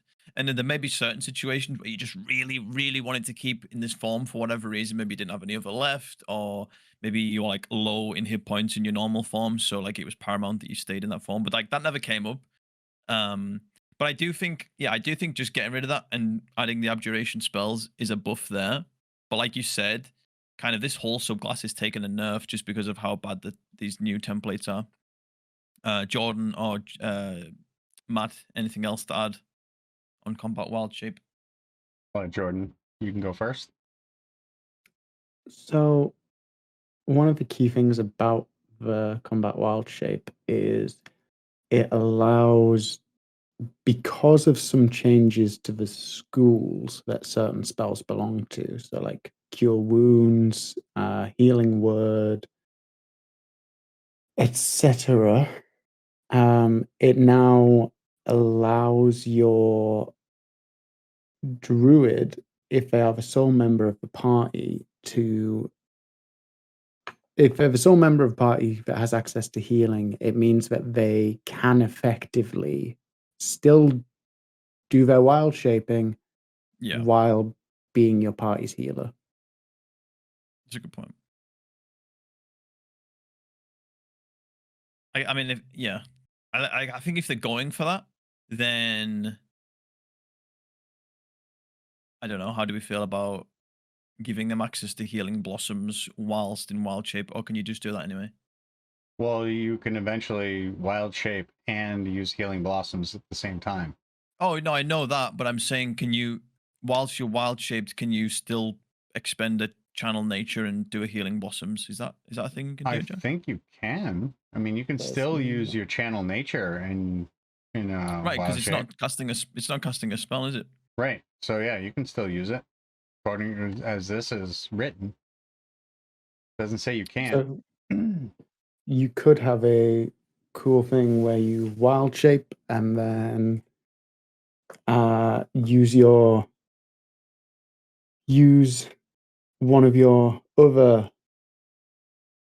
channel natures to cast Wild Companion, summon a familiar. It could just be a small version of whatever you are. So you could be a wolf and howl and summon your pack, sort of thing. Mm-hmm. Tiny little wolf to Mhm. accompany you. So intimidating. I don't like it. I mean, the quick attack thing, it's an unarmed strike. They differentiate, like if you're attacking with natural weapons, that is actually considered an armed attack. So if you're as a bear and you get an unarmed strike as a bonus action, what are you doing? Hip checking it? Sitting on it? Headbutt? Like how's that working? I would say it's at least you get a natural attack, or at least make that a caveat in the wording, because the wording matter. The tags matter. I don't know. I'd say overall, the entirety of the Druid is pants, and those responsible for its creation should be sacked. I think I'd be on board with that, just in a less harsh way. So- Let's move on. Let's move on to elemental wild shape. Then we can get this burning dumpster fire out the way. So yes, let's just get to whenever you assume a wild shape form, choose one of the following damage types: acid, cold, fire, lightning, or thunder. While in that form, you have resistance to the chosen damage type, and the form's bestial strike can deal damage of that type rather than its normal type, with you choosing between the types when you hit. Your form also displays sign of the chosen damage type. For example, if you choose fire, your fur in wild shape might flicker with harmless flames. You choose the details. Okay. I think aesthetically this is really cool. You can go like full avatar mode while in beast form, even though it's technically not full avatar mode because you only get to choose one, but it's the same type of vibe. It's not adding any extra damage. It's just changing the damage type, which can come in handy because obviously things are vulnerable to certain damage types, and things also might be resistant or immune to your normal bludgeoning, piercing, and slashing. So, yep, okay. You can make a Firefox. Yep. Again, cool aesthetically, but yeah, I think it's lacking a little bit. There's also an issue with this compared to the 5e wild shape, where the 5e wild shape allowed you to overcome the resistances to non-magical damage, and that basically meant that your damage could not be resisted. There are some creatures that are just flat out resistant to or even immune to bludgeoning, piercing, or slashing damage, but like 99% of the time you weren't facing a yellow ochre. Sorry, an ochre, was it a ochre jelly? Oh god, Whatever yeah, it was. the ochre jelly. Yeah. But with these, it's much easier to pick the wrong element. Like, imagine that you hear some noise. You're going through a woods. You hear some strange noises. So you're like, wow! So you're like, I'm gonna wild shape into a lightning wolf, and then out from the undergrowth comes a shambling mound. They are not only immune to lightning damage, but that heals them. Yeah. but We found that one out. if you're 13th level, you can shift and then shift back, changing your elemental type. If you did, you can do it at that would take at 2 high turns levels. though. Yeah. Mm. Just to carry on, so at 10th level, you do get what I said was missing, which so elemental forces imbue your attacks. When you deal damage with your bestial strike, the target takes an extra 1d6 damage of the type you chose from elemental wild shape. This extra damage increases the 2d6 when you reach 17th level in this class. It's too late, man. It's doing 3.5 extra damage and at 10th level, that is going to be negligible as fuck. Sorry to swear. But it's just no, don't like it. And I'm just gonna throw 14th level 1,000 forms ability in there. You've learned to use lunar magic to alter your physical form in innumerable ways. You always have the alter self spell prepared, and you can cast it without expending a spell slot. It also doesn't count against the number of spells you have prepared. Like, this is so bad. A 2nd level spell at 14th level. Okay. I don't have to have it prepared. It's always prepared, and I don't have to use a spell slot. But like warlocks can do that at like 2nd level when they get invocations with certain spells. Okay, most of them are like 1st level spells, but it's like, why are we waiting to 14th level? Yeah, I don't like this at all. And I guess at this point we can talk general comments on Circle of the Moon, and then just general comments on Druid as a whole again. But I think we've beat it to death at this point. So yeah, any final thoughts from the boys? I Everyone think for hates- Circle of the Moon to work, I think for Circle of the Moon to work, they need to really make the wild shape combat effective, at least for it. The damage is probably somewhat higher than cantrip damage, especially in tier 1 and 2. But it's not high enough to make it particularly exciting to use. And as for the armor is going to be worse than studded leather in a shield. You know, and maybe if the armor class were 13 plus your wisdom modifier, that would be decent. But as is, if they want this to be used in combat, then they need to give it the features that allow it to be used. And if they want it to be used for exploration, which the other druids might want to use it, they need to consider lowering the level barriers for some of the speeds, especially like climbing and swimming. Like climbing, you used to just get at 2nd level if you wanted it. Yeah. Matt, Jordan, anything to add? I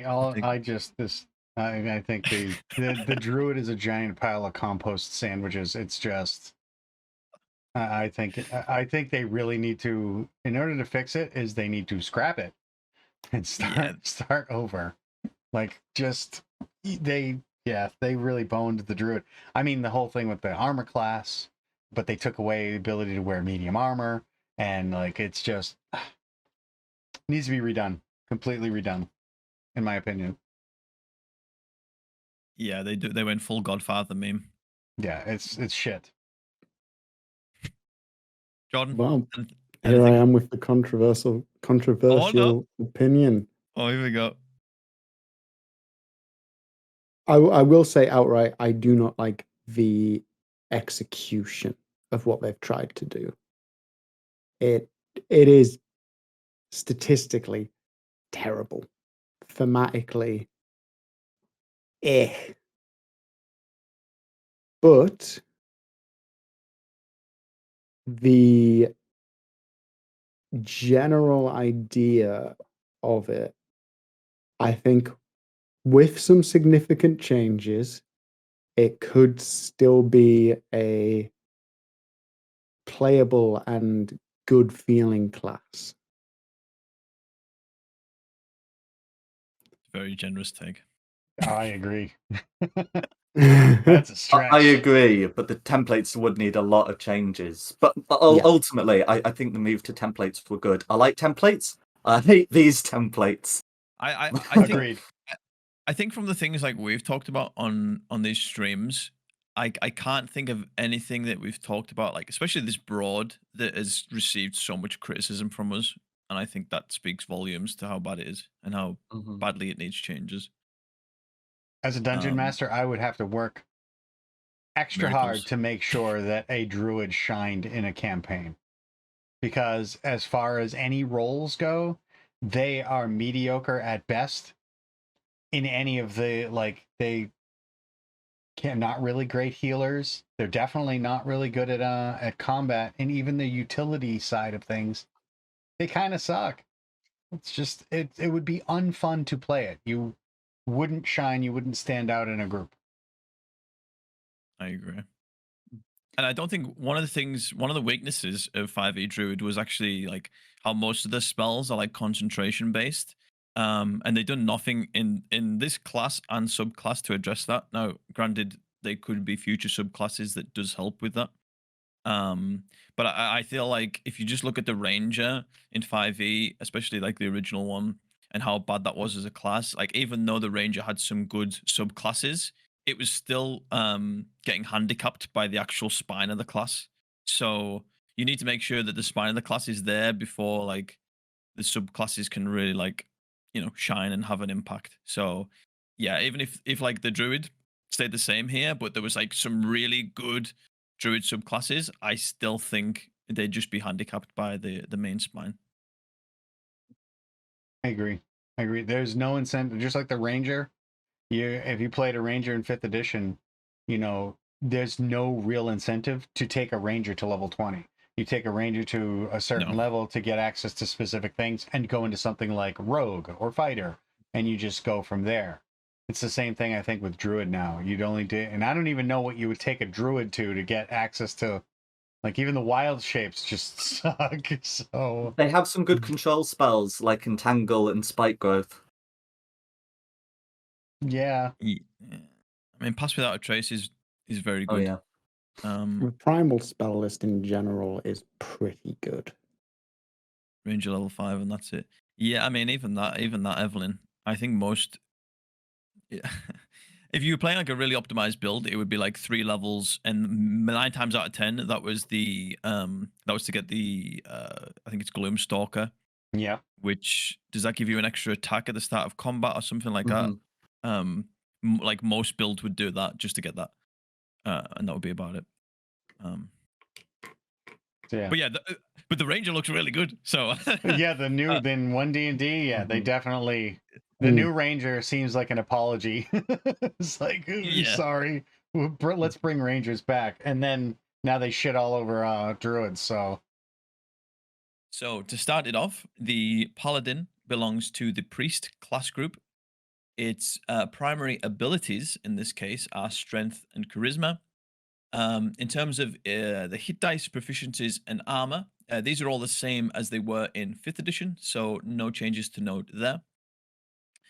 In terms of starting equipment, you can either gain chainmail, holy symbol, 6 javelins, a longsword, a priest's pack, a shield, and 9 gold pieces, or you can forego all of that, and you can take 150 gold pieces to spend on equipment of your choice. Now, I might be wrong, but that's a high number, especially when you compare it to the Druid that we did in the first half, which was only 50. So there are differences there depending on what class you play as to how much starting gold you get if you forego the starting equipment, basically.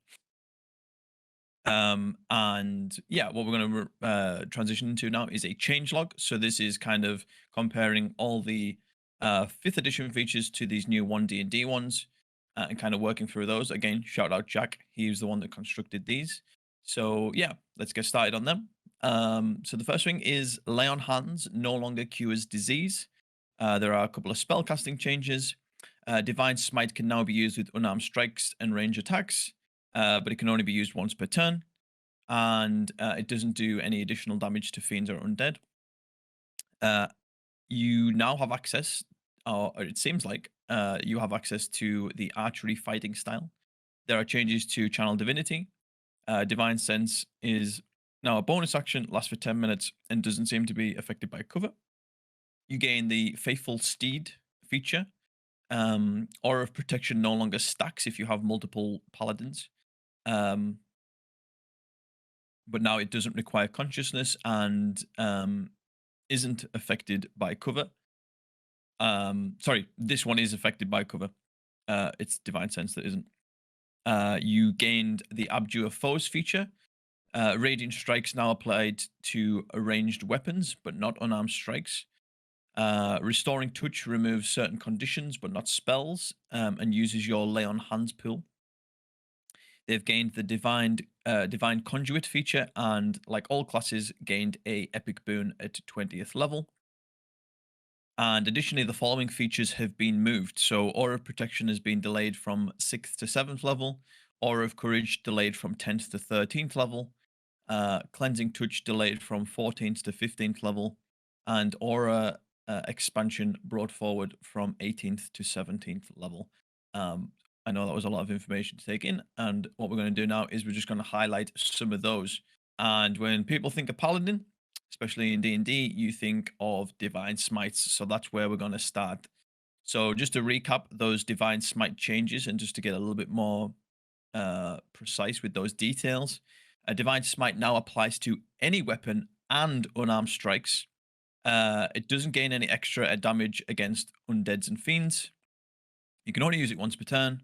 And if you use it, you can't cast a spell on the same turn. But I think with the wording, there's a little bit of ways around this, so we'll get back to that. And then just a little caveat, which kind of doesn't really fall into this section, but it's worth noting that the bonus action smite spells that were in 5th edition, like your blinding smite, they still exist. There's a couple more of them. They're still bonus actions, but what you can do now is you can trigger them like your normal divine smite immediately after you attack and you land. You can basically say that I use my bonus action to activate them. So definitely a buff there to those. But as you'll have just heard, there's a couple of nerfs.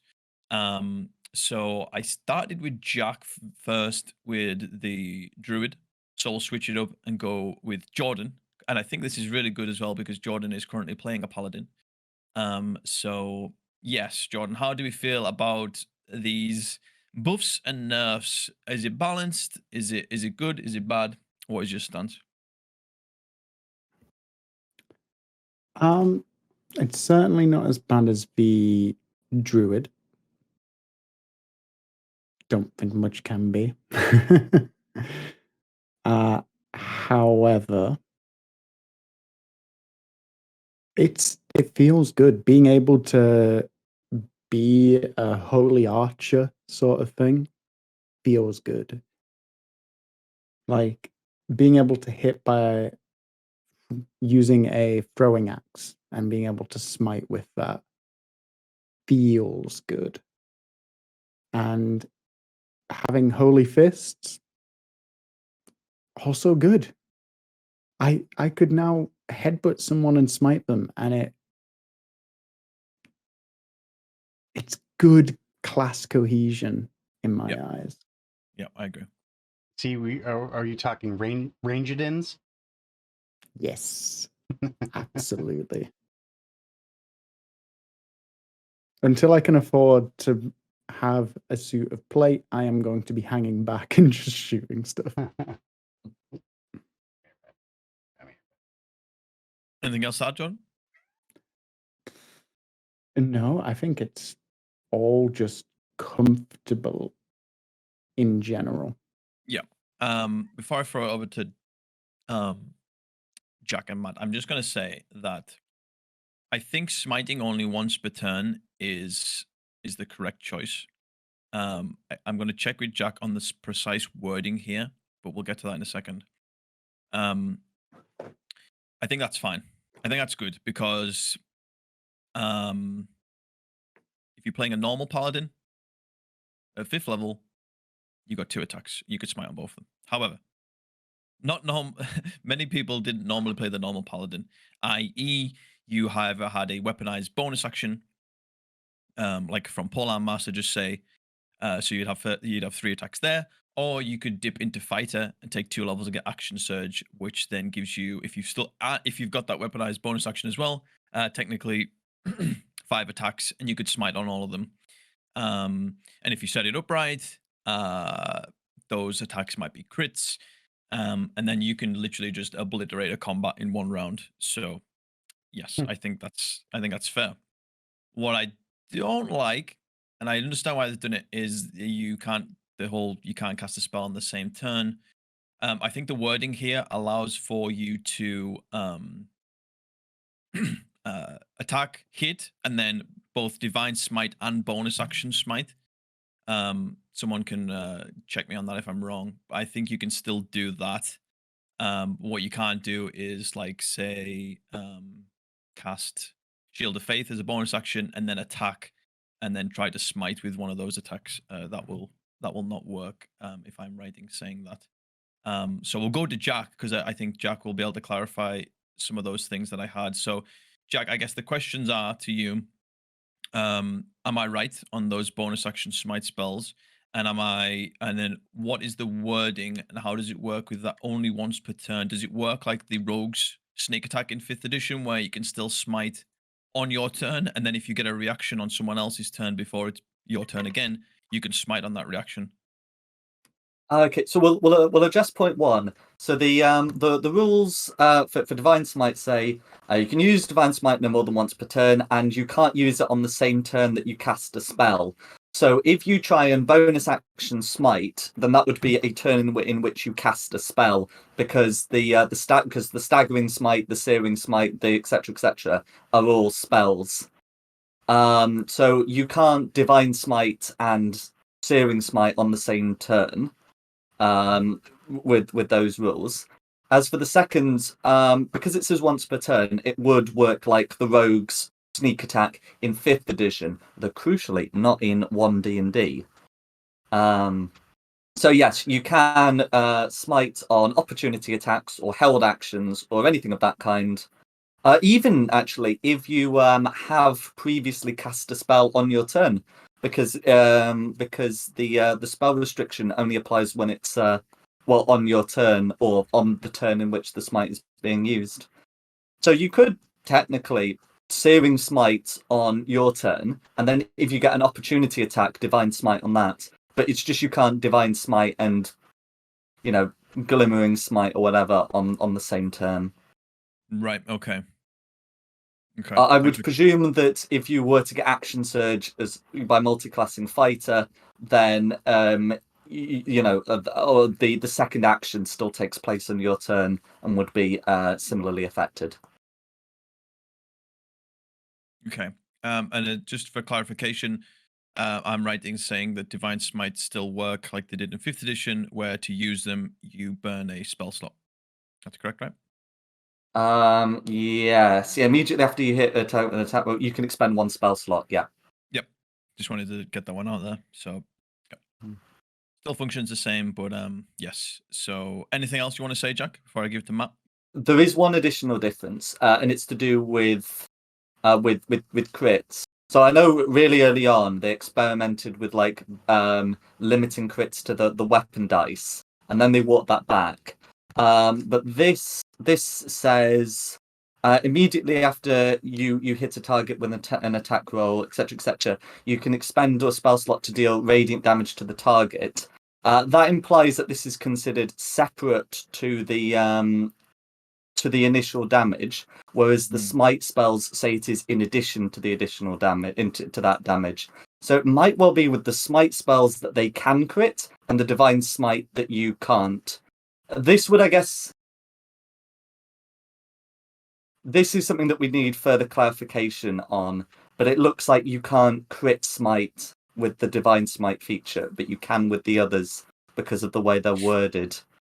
So yeah, that's something that I want either a rewording on how crits work, how they interact with this feature, or a sage advice saying how it's supposed to work. But it looks like you can crit with the spells and you can't crit with this currently. Okay. What I'm going to do before I give it to Matt is I'm going to preface with yesterday's session, the Strixhaven game. We had a combat against a undead beholder. I think it's called a zombie beholder, actually. Zombie, yes. We had Alithia playing, our lovely Vila Louise, a paladin. And funnily enough, she crit on a attack against it. The really hype thing was it was the Druid Warlock's go, and they moved out of range, and the Beholder got an opportunity attack. Unfortunately for the Beholder, Alithia has Sentinel, which gives her an opportunity attack of her own to strike back.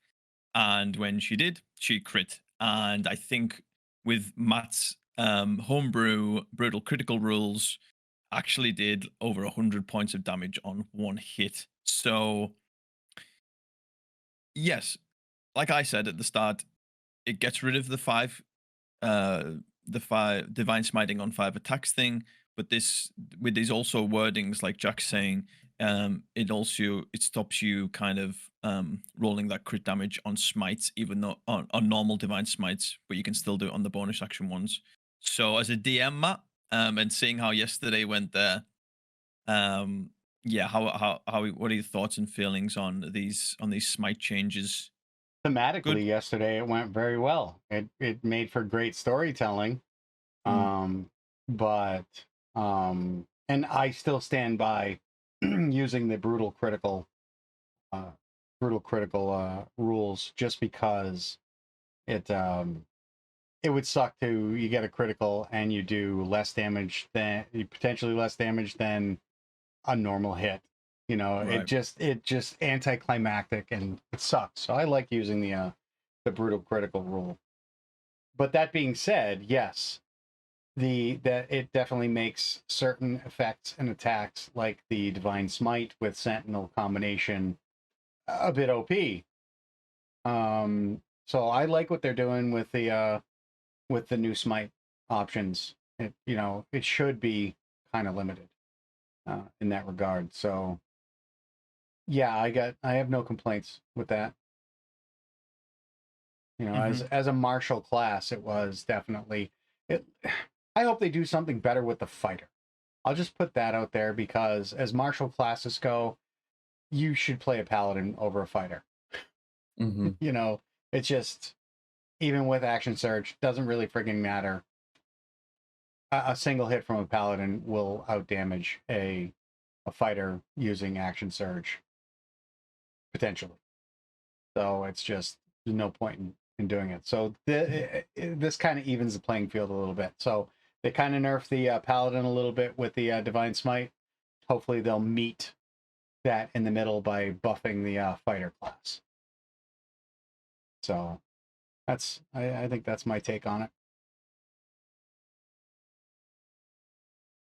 I was just replying to Alaskan Mike there. And I guess I can say it now that you've stopped speaking. But yeah, you could, your divine smite damage also crit when you crit. But what we're saying is, or what we're uncovering is that with 1D&D, you wouldn't get to double the dice with your smite dice. Right. With the normal divine smite dice, but you would with your bonus action glimmering smite or staggering smite or whatever it is. Yeah, specifically because of the wording. Like on the smite spells, it says the target hit by the strike takes an extra 3d8. Yes. Whereas with the divine smite, it says, what was the exact wording again? They take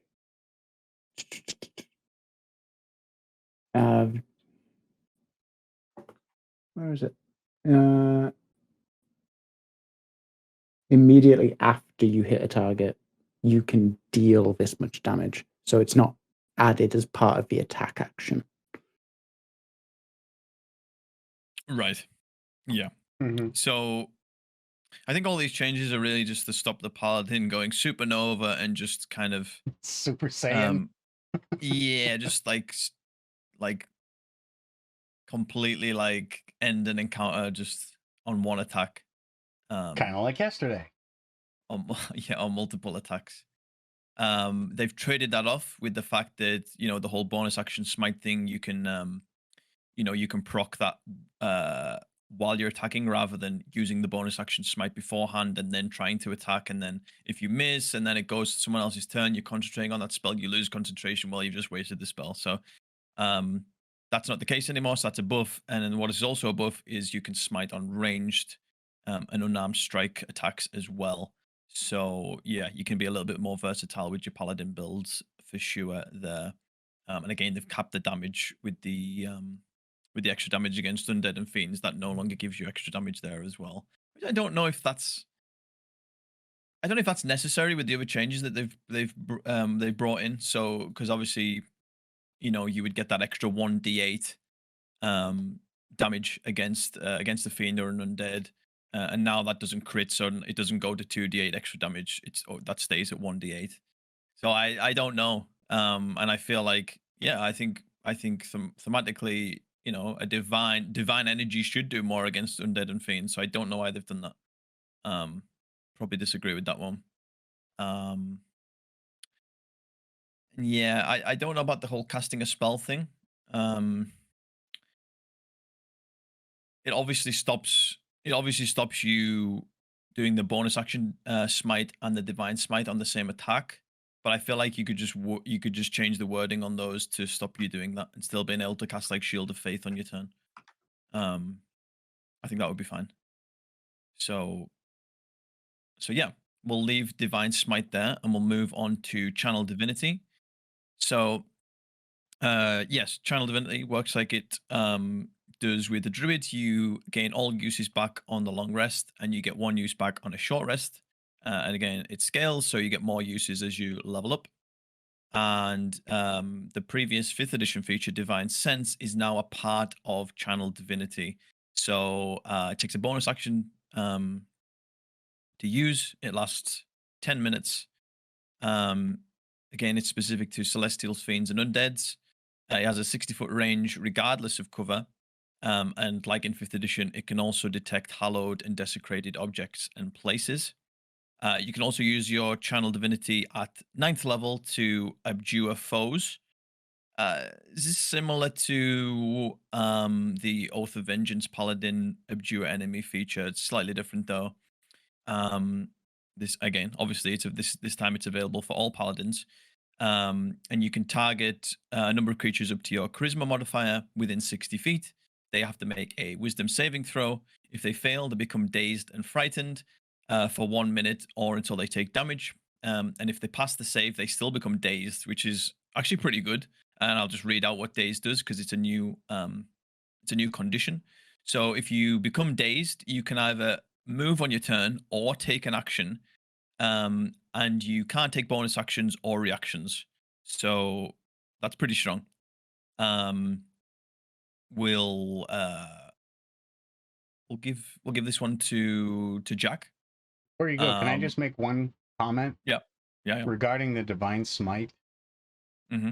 Shield is a reaction spell, right? Yep. Now it specifically says you can use Divine Smite no more than once during a turn, and you can't use it on the same turn that you cast a spell. Mm-hmm. Yeah. So if you've already taken your turn,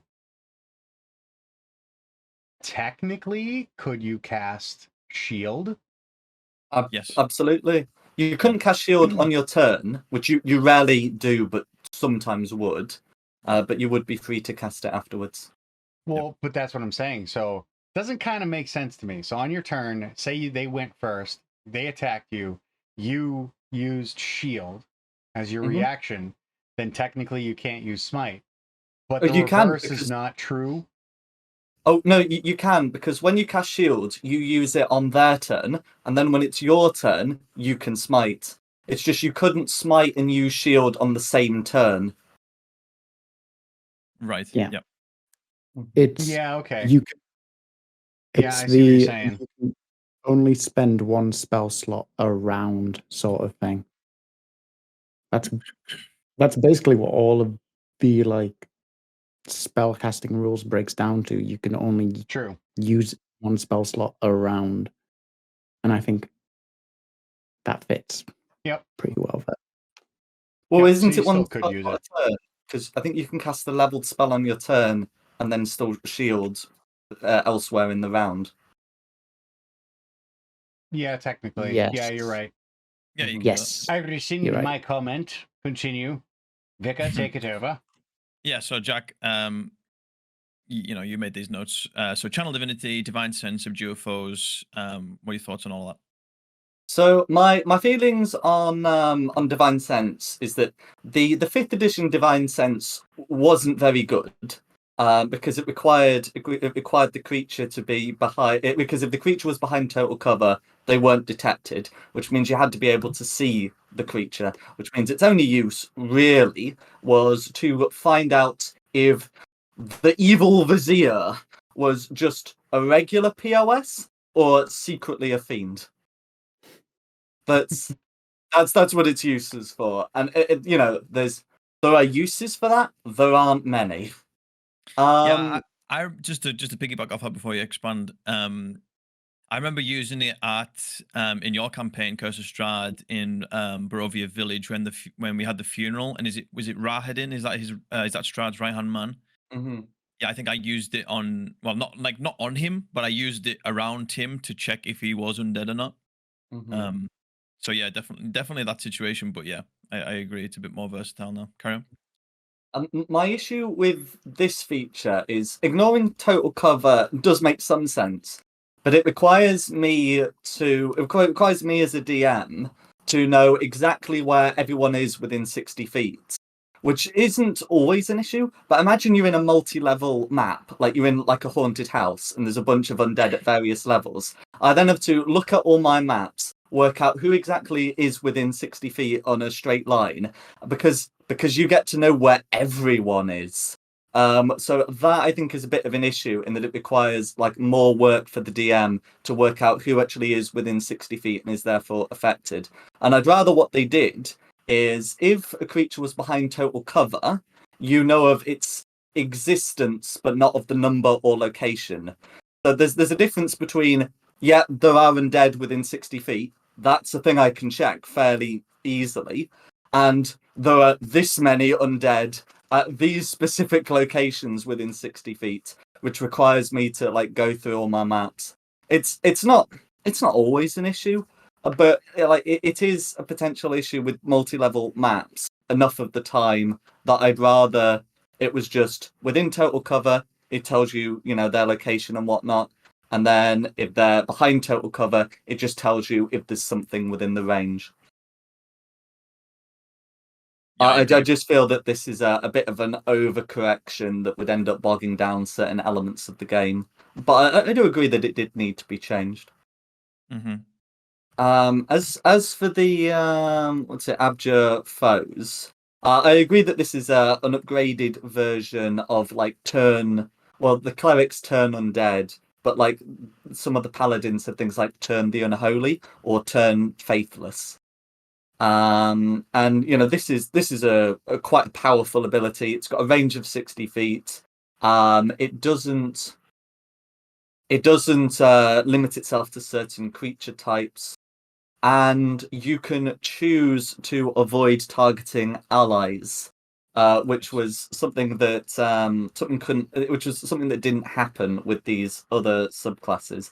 Like if I check, the Oath of the Ancients, which had turn the Faithless, that was just every Fail Fiend within 30 feet of you.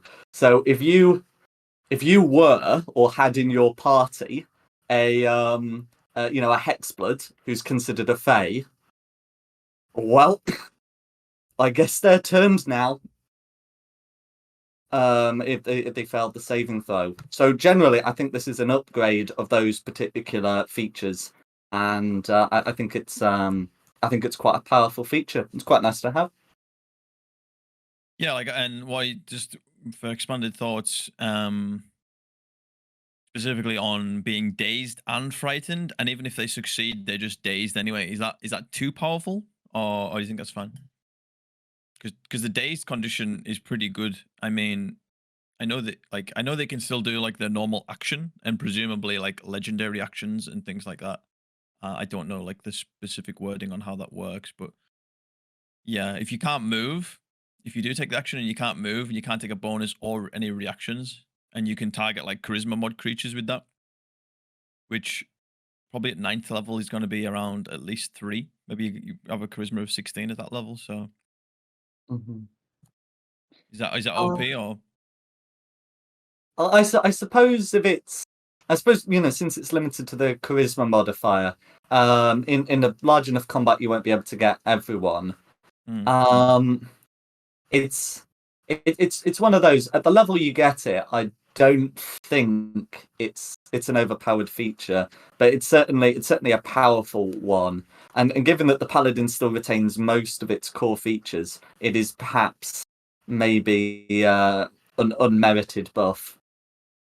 But I think if looked at in isolation, I think it's an appropriately powered feature for the level. Yeah, I think I agree. Anything from the other two of you on all these channel divinity options?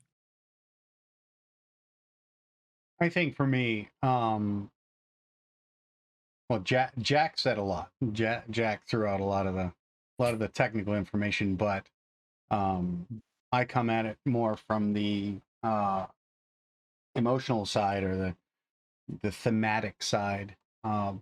But I think in this case, the numbers support my feelings. I think I like what they did so far. Overall, from what I'm looking at on the Paladin, they made changes, they made corrections, but as Jordan had said, like it didn't lose its class identity. I think it's still worth playing a Paladin, and I think it also still feels like you're playing like a Holy Knight. We also don't know what any more of the subclasses will do. That you might see more boosts to their abilities, alternate abilities. I mean, you're sure to see all that kind of stuff, and I think that's where we're really going to have to really nitpick and watch what they do, because I think if anything, that's where you're going to see them get OP or not. But overall, I like what I see for the Paladin. One thing that's not here, and correct me if it's elsewhere and I've just missed it, is Harness Divine Power, which is a feature introduced in Tasha's Cauldron of Everything. And what it did was you could, as a bonus action, expend your use of a Channel Divinity to get a spell slot back. That the level of the spell slot, I think scaled somehow. I can't remember the exact details, but I can pull it up. But there's no that in here, and I really like that. Because obviously, you burn through slots when you're smiting. Okay, you can't smite and cast a spell on the same turn now, so you maybe just not going to burn as many spell slots as a result. So that's maybe why they feel like they kind of, okay, we don't really need this anymore. So that's maybe why they took it out. But yeah, any thoughts on Harness Divine Power? Again, I know you're playing a Paladin, Jordan, and you probably enjoy that ability. I know you've used it a couple of times. Yeah, I think it definitely has its place. And I think that kind of extends to our other priest class group, that I think each of them should be able to expend one of their channels, whether it be divinity or nature, to maybe not recover a spell slot, but to use one of their features again, or to use a spell again. Because recovering the spell slot only kind of makes sense with the Paladin, because you get to use it for a smite. So I think it's a feature that should be across all of the priest group, being able to spend that channel ability to recover a spell slot. Mm-hmm. What do you think if that shows up as part of a subclass or a feat? You think that might be a possibility? I could see that happening, being, or maybe worked into one of the divine orders that we saw in the cleric. Yeah. Maybe have those scale a bit. I think if it was a feat, it would have to do more. Like it would maybe have to be a half feat, or like add an extra feature. I think just alone as a full feat. Well, yeah, I definitely think it would be a half feat if it came out as a feat. Yeah. I think there's a good reason why Harness Divine Power didn't make it in, and that is channel divinities are now cheap. So for the Paladin, they used to have one, which they got back on a short rest. Now they'll have two, eventually four, and they get one back on a short rest. So they've now got more channel divinities to play with. So that might be why they don't want to put Harness Divine Power in. Yeah. Because if they keep it once per long rest, then you've still got all these channel divinities left over, and it would feel a bit out of place. And if they did just transfer it exactly, it would get used a lot. So I think that's why they've not makes sense. wanted to port it over. It's because channel divinity is now much cheaper than it used to be. Yeah. This is fair. And like I said, you're not burning your spell slots as much because you can't multiple smite and you can't smite and spell on the same turn. So yeah, I think it makes sense. It was a good feature for 5th edition, but yeah, if they're gonna carry these new ones forward, yeah, maybe not. But yeah, definitely like Matt said though, possibility for a feat, for sure. We're gonna move on to Faithful Steed. Again, I think Divine Smite is your quintessential paladin thing, and then I think your Find Steed spell was maybe next in line. So this is a good one to talk about. So yeah, this is a feature now called Faithful Steed. You get it at, I didn't write it down, but from memory, I think it's 5th level. So you always have the Find Steed spell prepared. It doesn't count against the number of spells that you do prepare. And unlike the actual spell itself, you can cast it as an action. I think the actual spell takes 10 minutes or an hour to cast. So for getting this feature, it slashes that. You can cast Find Steed once without expending a spell slot, once per long rest. And like they've done with a lot of these things, this comes with its own like little stat block now called Otherworldly Steed. So it is a large celestial, fey, or fiend you choose when you cast the spell. It has a neutral alignment. It has a armor class of 10 plus 1 per the spell level. Its hit points are 5 plus 10 per spell level. And in brackets, the steed has a number of hit dice, d10s, equal to the spell's level. It has a walking speed of 60 feet and a fly speed of 60 feet. But the fly speed requires a casting of the spell at 4th level or higher. It has a strength of 18, a dex of 12, a con of 14, an int of 6, a whiz of 12, and a charisma of 8. It has a passive perception of 11. In terms of its languages, it has telepathy up to the range of a mile, but only specifically between you and the steed. Its challenge rating equals your proficiency bonus. It gets a feature called Life Bond. So when you regain hit points from a spell of 1st level or higher, the steed regains the same number of hit points if you're within 5 feet of it. And then it has a action called Otherworldly Maul. So this is a melee spell attack. Goes off your spell attack modifier to hit. Has a 5-foot reach, targets 1 creature, and does 1d8 plus the spell's level of radiant damage if you choose Celestial, Psychic if you choose Fey, and necrotic damage if you choose Fiend. And then it has a plethora of bonus actions. And again, these are specific to which creature type you choose. So if you go Fey, it gets access to Fey Step. So the steed teleports along with its rider to an unoccupied space of your choice up to 60 feet away. If you go Fiend, you get access to Fell Glare. The steed's eyes gleam with fiendish light as it targets 1 creature, and it can perceive up to 60 feet away. The target must succeed on a wisdom saving throw against your spell save DC or have the frightened condition until the end of your turn.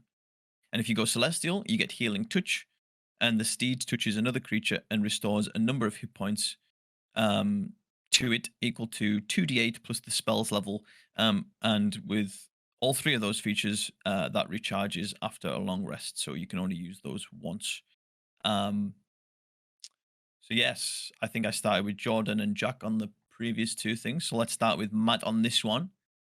What is your thoughts on this new Find Steed? Because I think before going into this UA, we kind of realized that the what do you call it? The classes that had access to the divine spell list would inherently therefore have access to Find Steed, which was previously a paladin spell. So now all of those priests get it, but the paladin gets this specific feature, Faithful Steed, which gives you extra things. It only takes an action to cast rather than 10 minutes, etc.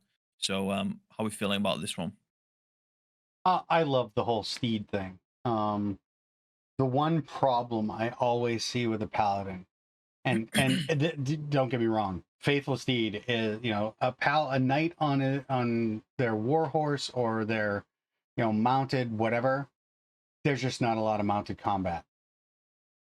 Again, you have to, DMs really have to make sure that they create scenarios where if they have a paladin that has access to that they can be able to shine using their steed, which means dungeon crawls for a paladin.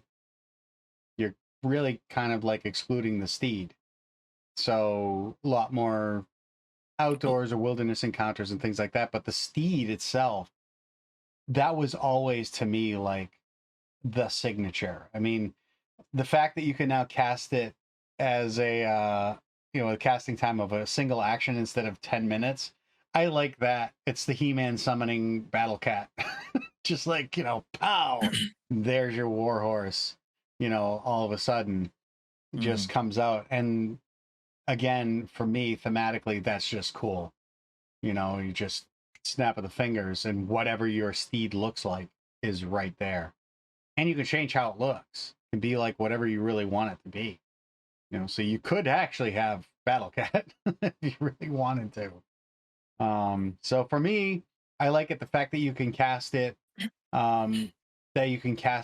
as an action means it's more viable in combat, as opposed to we're traveling, you know, I take 10 minutes so that I have my steed around and ready to do stuff. You know, you don't have to do that. You know, it can just be done. Boom, your steed is right there ready to go. You know, so I think it makes it more combat effective. And again, for me, it's thematic. I love Faithful Steed, and I love what they did with it. Yeah, I think I agree with most of that. And enhances the class identity.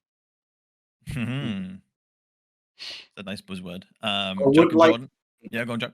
I would like a medium steed for small characters though, because it's fixed to being large, whereas the original Fine Steed had some like medium stat blocks.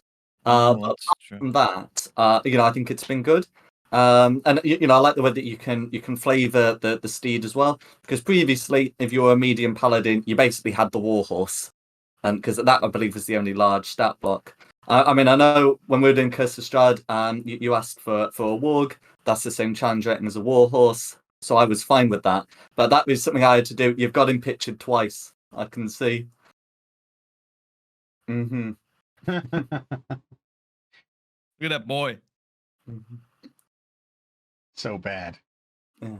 But now you don't have to ask for DM's permission. Now you can just do it. You can summon a large creature, call it a warg, absolutely fine. But one thing I would like is if there was still a medium ones for the smaller creatures. But apart from that, I think it's a perfectly good feature. Yeah, like I think especially that because they've been going more towards smaller options for like most races. So if you're gonna do that and you're gonna be inclusive, you know, let's not handicap someone who wants to play a paladin. Yeah, definitely. That's an easy adjustment to make. Yeah. I mean, a small creature can still use a large steed, but it can look a bit oversized. It would look stupid to have a halfling paladin riding on a destroyer warhorse. You're right. It's just dumb. Yeah. I'm fine for them to have the option to do it, but I'd be even happier if they could summon a little pony if they wanted that. Yep, I agree. Or a mastiff, as is the traditional one for halflings. Yeah, the mastiff. Apparently, dogs would make very poor mounts due to their back structure, but Yeah, you know makes sense. that is it's always been a staple of D&D for. Was it first edition you got the war dogs, the dog mounts, or was it a later thing? I think it was AD&D is when that stuff came out, but yeah, it was always the mastiff, the war dog. That was how do we? No, go ahead. How do we feel? Someone's talking about in chat. I don't know the reference because I've never watched Critical Failure, but he's referring to some meme or moment about environmental difficulties for steeds and mounts. So if you read the Find Steed spell in 1D&D, it says there's a feature called Disappearance of the Steed. So it says the steed disappears if it drops to 0 hit points, or if you dismiss it as a bonus action, or if you die. And what it doesn't say is that you can then re-summon the steed. It basically explains that you have to recast the spell if you want the steed to come back.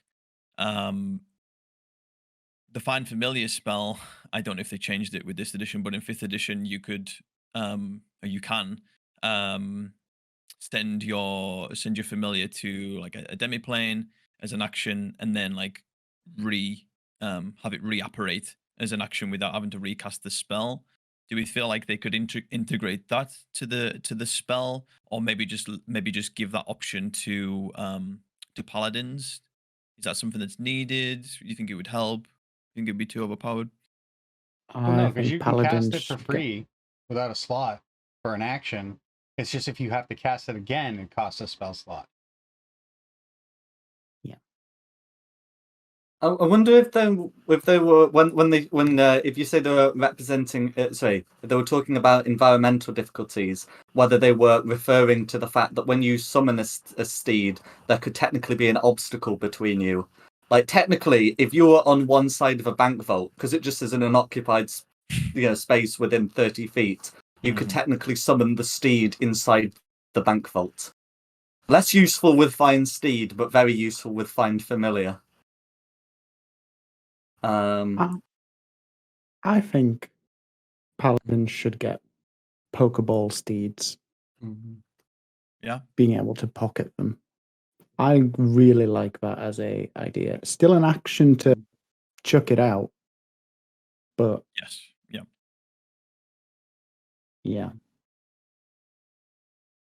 Yeah, I can see that. I mean, just utility-wise, Yeah. I don't see that being a problem. I'd probably even just homebrew and allow that.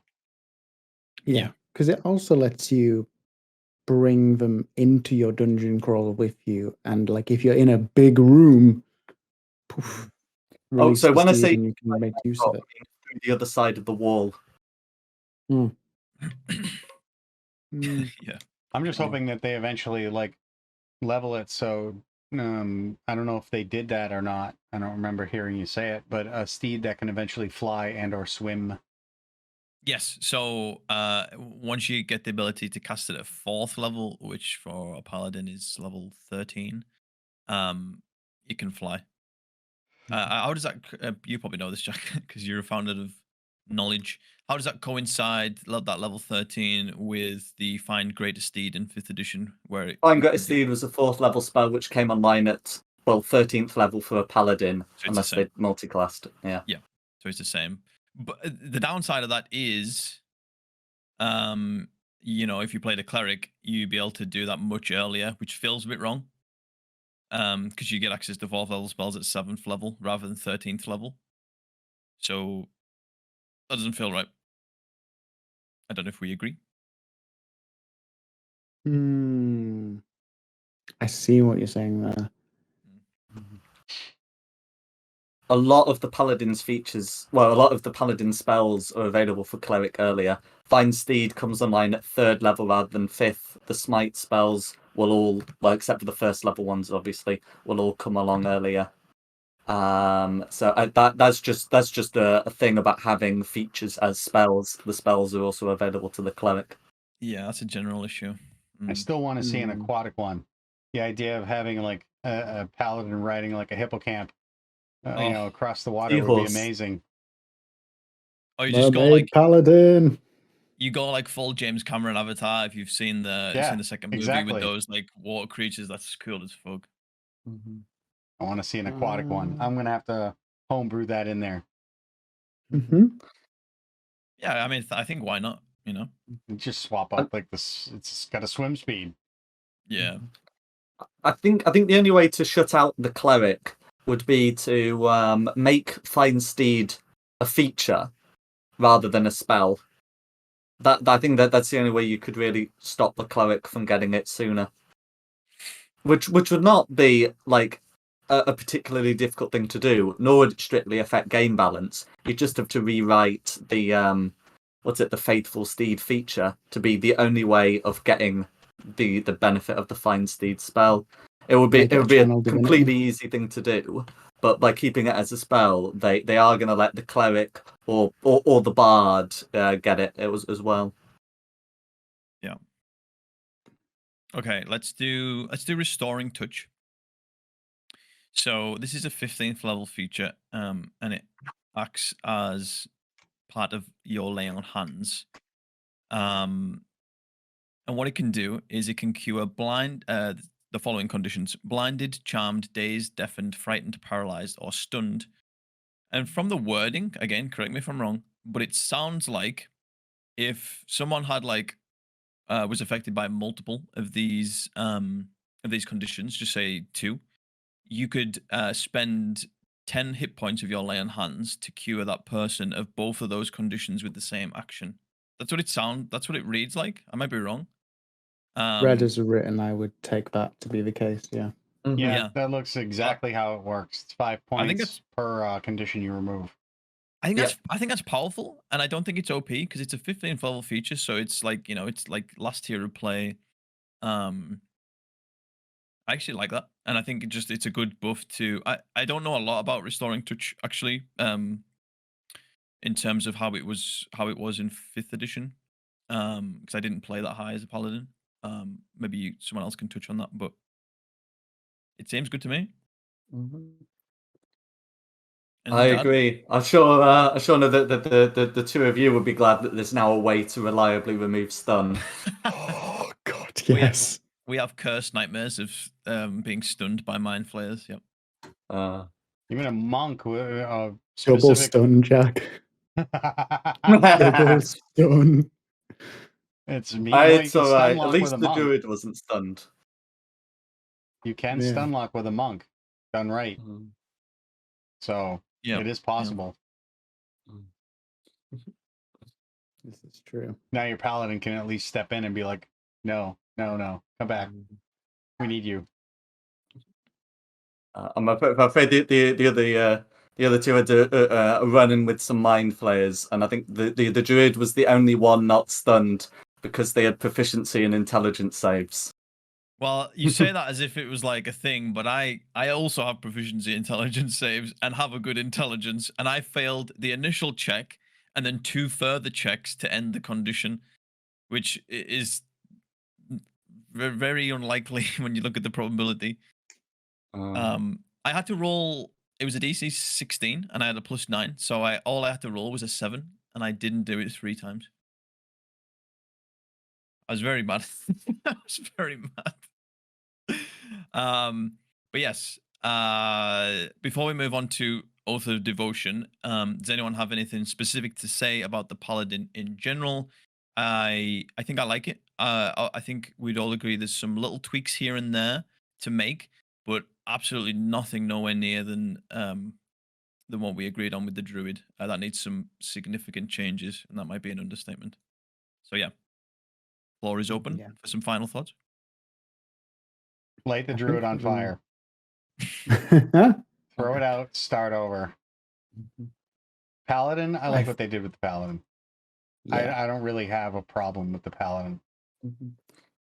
So do I. Yeah, I think Divine Smite's got a bit of a nerve, but it's probably better for the overall health of the game. Some of their features have been buffed as well. We haven't talked about 1st level spell casting, but that is a thing they get. They get the cantrips.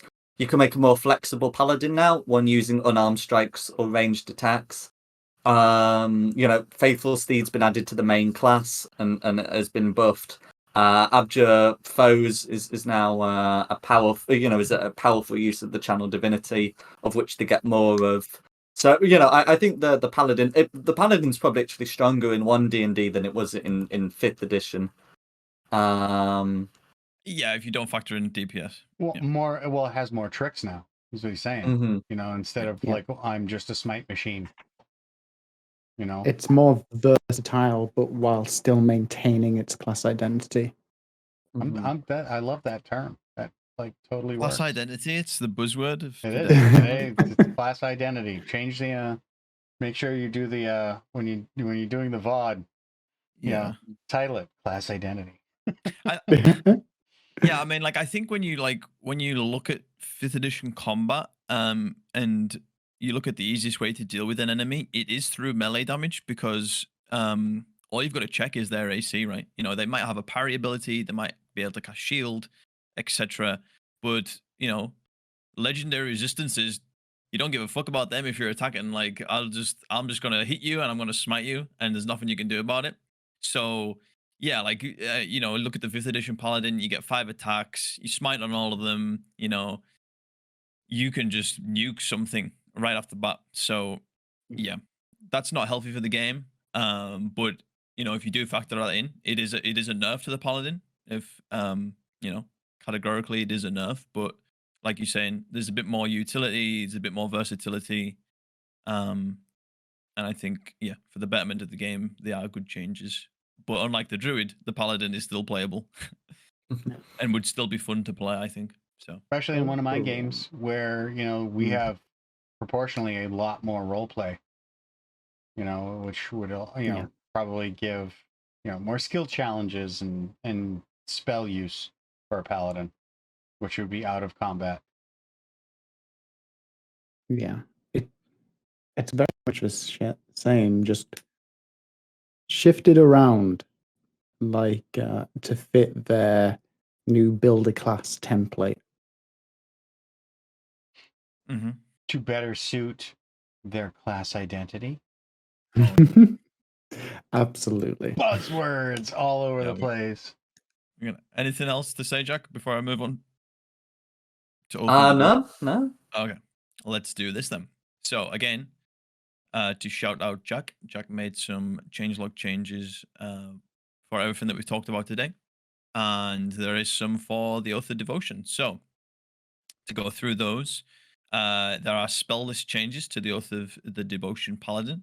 A Sacred Weapon is a bonus action and ends on incapacitation. Remove the Turn the Unholy feature. They've gained Smite of Protection. They've lost Purity of Spirit. Holy Nimbus is now a bonus action. The damage is scaled. The Bright Light is now Sunlight, and they have lost protection against fiends or undead. To recap those Oath spell changes, we'll start there. Sanctuary has been swapped for Shield of Faith. Lesser Restoration has been swapped for Aid. Beacon of Hope and Dispel Magic have been swapped for Aura of Vitality and Blinding Smite. And Freedom of Movement has been swapped for Staggering Smite. So we'll go with Jack on these. They've changed all of them. So, well, not all of them, but most of them. A good majority of them there. Yeah, I guess the question is why, and do you think, like, you know, in terms of balancing, and just in terms of the spells, improvements, nerfs, what do we think?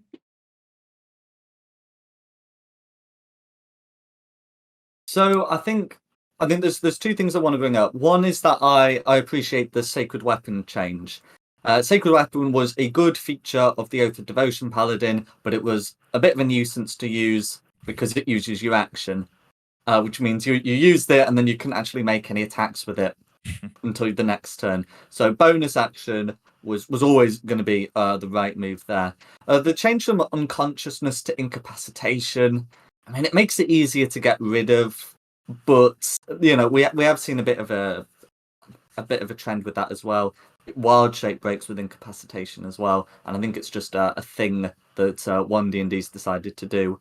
The second change that I'd like to note is the Oath of Devotion is now a less foe-specific class than it was before. So it used to, at 15th level, get protection from good and evil just automatically on it at all times, which protected it from certain enemies. And its transformation at 20th level also gave it additional protection from fiends and undead, which we've also seen with fiends and undead being stripped from the divine smite as well. And I think it's a sign that they don't want the paladin and they don't want this subclass either to be focused on certain foes. Because I mean, if you whilst there are, a good amount of fiends and undead in D&D campaigns, sometimes you'll just play one that doesn't have them, and then your character will be weaker than it could have been. Yeah. I mean, the two campaigns I've DM'd, most recently for Sam have been Descent into Avernus, which is full of fiends, and Curse of Strahd, which is full of undead. But the next campaign we play could just not have any of them. We could, I don't know, do Princes of the Apocalypse, which is full of humanoids and elementals, and the Paladin is less useful in a campaign like that than it is against the others. So I think they made the right decision by trying to pull it away from these foes. Because whilst there is some sense in that a religious character being more effective against those, it's not great for the overall, for the game balance as a whole, unless they can guarantee those foes will feature frequently in every campaign, which they won't. I really like that take on it, because you're right. A paladin is not necessarily, even though their spells are like divine in nature, but the oath of a paladin seems to me that it's more personal and less divine, without specifically taking the oath that makes it divine. Like they're following a deity specifically. So the fact that like an oath of vengeance paladin who hates giants or something like that gets a bonus against fiends and undead makes 0 sense. So so I agree, like, it should not be hyper focused on things like that, because not all paladins would necessarily focus on that. So I really like your take on that, Jack. Yeah, absolutely. I agree with that. To go through some of the actual features, I mean, I think Jack's talked about Sacred Weapon, and the only real changes are the bonus action and the incapacitated thing. So we'll glance over that, and we'll go to a 6th level feature, which is Smite of Protection, which reads, your Divine Smite now radiates protective energy that allows you and your allies to stay in the fight. Whenever you use your Divine Smite, choose yourself or an ally within 30 feet of yourself. The chosen creature gains temporary hit points equal to 1d8 plus the level of the spell slot used for the Divine Smite.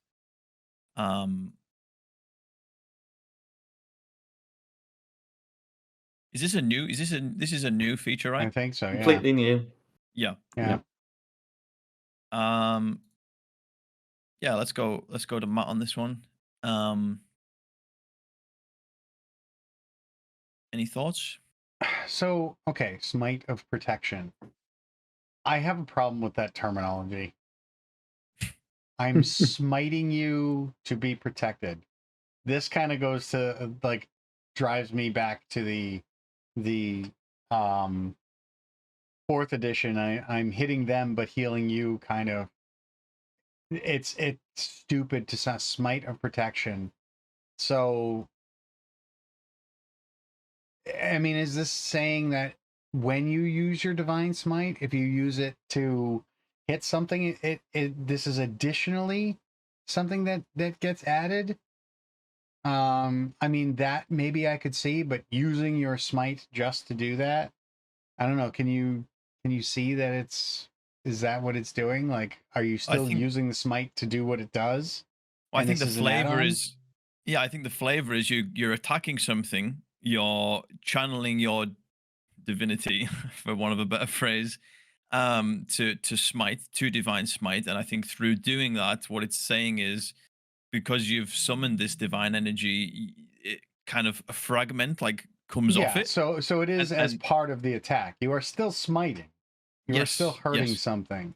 It's just as I can see. Okay, maybe not protection, maybe fortification or something like that. It just calling it Smite of Protection sounds weird to me. Yeah, it's not healing, it's temporary hit points. It is so temporary. I feel like Inspiring Smite might be a better name.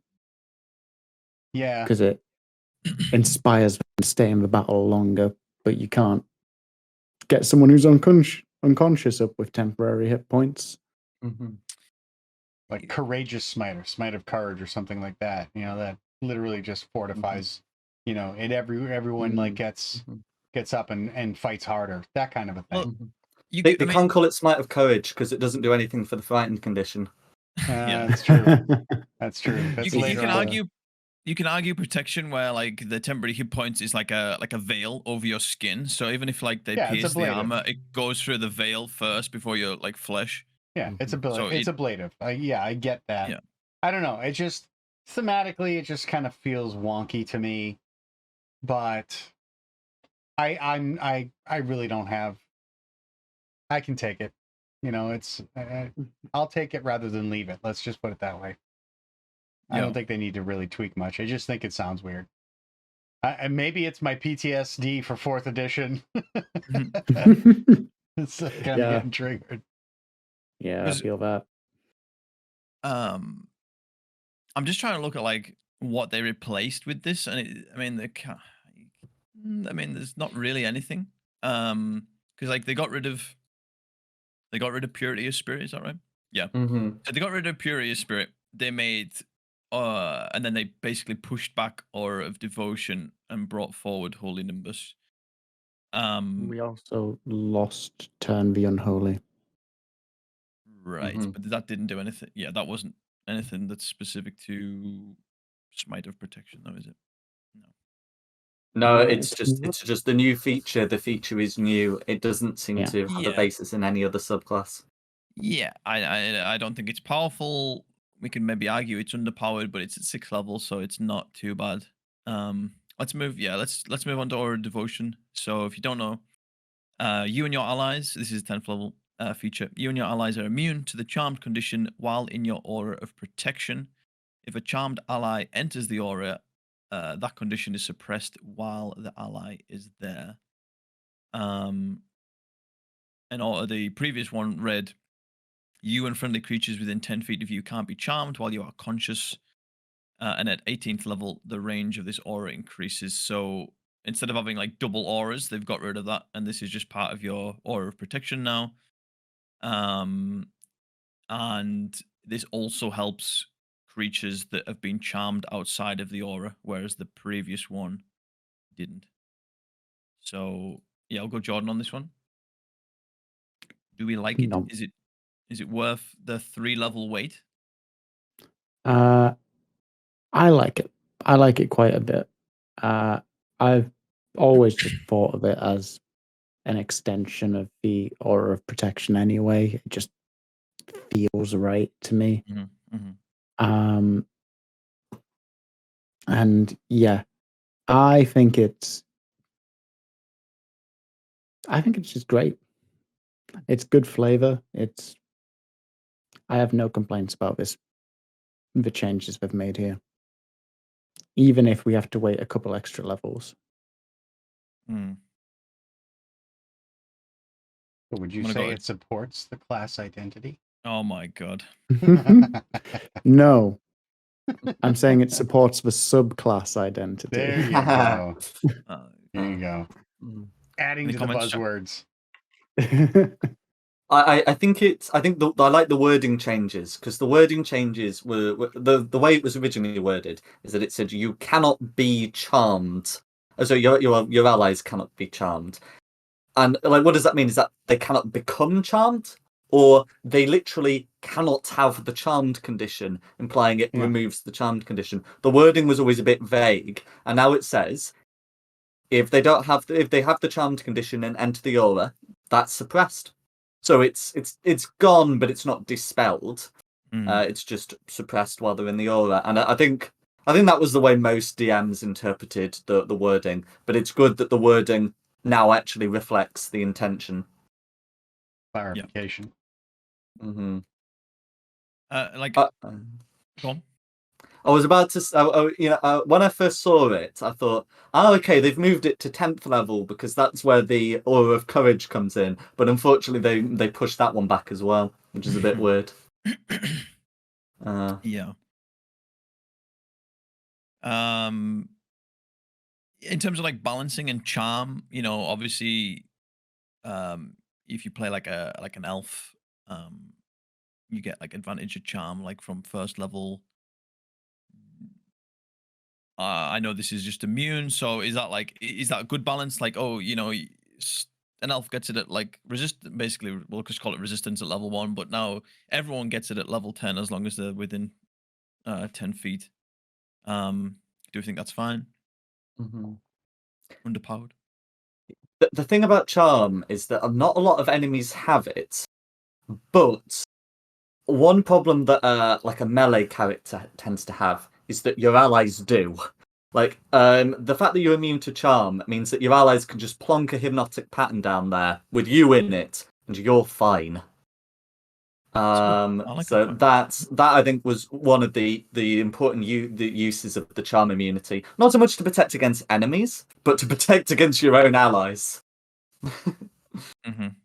Or rather, to not impede your own allies. That's a good strategy. Yeah, I like that. Okay, 14th level feature, Holy Nimbus, reads, as a bonus action, you can imbue your aura of protection with holy power. As if it didn't already. The aura gains the following benefits for 1 minute or until you end them as a bonus action. The first is radiant damage. Whenever an enemy starts its turn in the aura, that creature takes radiant damage equal to your proficiency bonus plus your charisma modifier. And then the other one is sunlight. The aura is filled with bright light that is sunlight. It says once you use this feature, you can't use it again until you finish a long rest, unless you expend a spell slot of at least 4th level when you use it again. Previously, this was a 20th level feature, and it read, as an action, you can emanate an aura of sunlight. For 1 minute, bright light shines from you in a 30-foot radius, and dim light shines 30 feet beyond that. Whenever an enemy creature starts its turn in the bright light, the creature takes 10 radiant damage. In addition, for the duration, you have advantage on saving throws against spells cast by fiends or undead. Once you use this feature, you can't use it again until you finish a long rest. So looking at that, obviously you don't have the advantage on saving throw against spells and against spells cast by fiends or undead anymore. It's not a flat 10 radiant damage, but technically a 20 charisma and a 6 proficiency bonus gives you 11, so the ceiling's a little bit better there. And it does say in the old one, emanates an order of sunlight, but they've been specific and said that it is actually sunlight. So I don't know if that's a change or it's just a clarification there. It's a 30-foot radius. What is this? Oh yes, so this, instead of another aura, it again kind of meshes in with the aura of protection, which is 10 feet initially, and then does that go to 30 feet at 18th level? I made that up. I'm trying to look at it. Yeah, the aura extends to 30 feet at 18th level in 5e. But not in 1D&D. Yeah. As I'm reading. Yep, it doesn't. Well, hold on. Look at the actual thing. It might. The aura does it at 17th level. It extends to 30 feet, I think. Oh, yeah. Right. It doesn't say it in the not the previous text. It's I got you. Mm-hmm. So okay, so that's not enough. So I guess they've kind of have to nerf it a little bit because this was previously the 20th level feature and now it's at 14. So they've definitely had to rear it back. But I think it is balanced. All things considered. We'll give this one over to Matthew. Any thoughts and feelings on Holy Nimbus? So, I mean, this is a subclass feature. So for the Oath of Devotion, I think it makes sense. I do think that they have pretty much gone against, like we had previously discussed, that they're getting rid of the focus on fiends and undead. But if any of the oaths are going to be more focused on fiends and undeads, it's probably going to be the Devotion Paladin, because it seems like it's your stereotypical, it refers to it as the White Knight and things like that. And the fact, even though it doesn't specifically say it's going against fiends and undead, there are a lot of those creatures that take extra damage from Radiant And then there's some more specific, like vampires and things like that take damage from sunlight, as long as it specifically says it's sunlight. Mm-hmm. So, you know, that's always been a caveat. You know, you'd see that in 5th edition and be like, you know, this damage counts as sunlight. You know, it may be radiant damage, but it also specifically says that it's sunlight. So while not overly focused specifically, like as in like the wording that it's fiends and undead, it's still really this is probably the best paladin to deal with those creatures. Yeah. The other thing I missed was that there is a caveat now where it's reusable, whereas previously it wasn't. You can reuse it by expending that 4th level spell slot. Go on, John. I did prompt something. We've been obviously focusing on character creation and so forth, because that's all we've seen. We don't know if they're going to adjust the monster stats or not yet. True. We know see, they're like, going to. They're definitely going to. You're going to see that. Oh yeah, they want to sell a new monster manual. But that's going to take a while before that happens. Yes.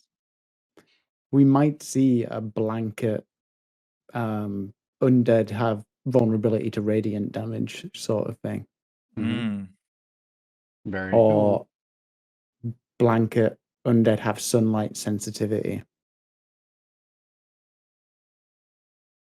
Yeah. Yeah, I would say the sunlight sensitivity makes more sense than just radiant damage, because they clearly have differentiated that they are two different things. Yes. So yeah, you'd probably see there's, you know, there would definitely be a differentiation between the two regarding undead. I don't think all of them you're going to see just they take damage from extra from radiant damage, but you're probably going to see a bigger spread on sunlight. Yeah, I think so. It's going to be a lot of changes if they're going to do that sort of thing, but I have a feeling that's what they're going to do, because like you said, they want to sell new books. Yeah. And then it captures paladins are holy warriors against the undead without explicitly capturing it in the class. Right. Mm-hmm. You can still play that Oath of Vengeance paladin who gives 0 shits about undead and fiends. Mm-hmm. I've also liked some of the wording changes as well. So previously, the Oath of Devotion Paladin technically had 4 auras that just all had the same range. Or at least all of the same range by 20th level. And now they're really making sure it's a single aura that does all these different things. There's 4 things at this point. Yep. So I think that's been a nice thing to see in the rules. The other thing I've liked is using the spell slot to get the transformation again. This was something that the Tasha's paladins could. They could expend a 5th level spell slot to get it back. Now that it comes sooner, a lower level spell slot. I think the scaling has been appropriate. It will likely be 11 or even 12 points of radiant damage when you get to level 20, and you get that epic boon. So I think scaling the radiant damage has been good. The loss of advantage on saving those from spells cast by the fiends and undead, I think is they've moved away from that, just as they've moved away from other benefits towards fiends and undead. And for some campaigns without fiends and undead, this will make no difference at all. And for many, for the other campaigns, it will only make a small difference. So I think they've done a good job in converting this feature to 14th level, and I look forward to seeing the other subclasses have a go at doing that, because I know Oath of the Ancients also had a similar sort of feature. But I think Oath of Vengeance also had a transformation as well. Yeah, is it just the redemption one that didn't? I don't know. Let's have a look.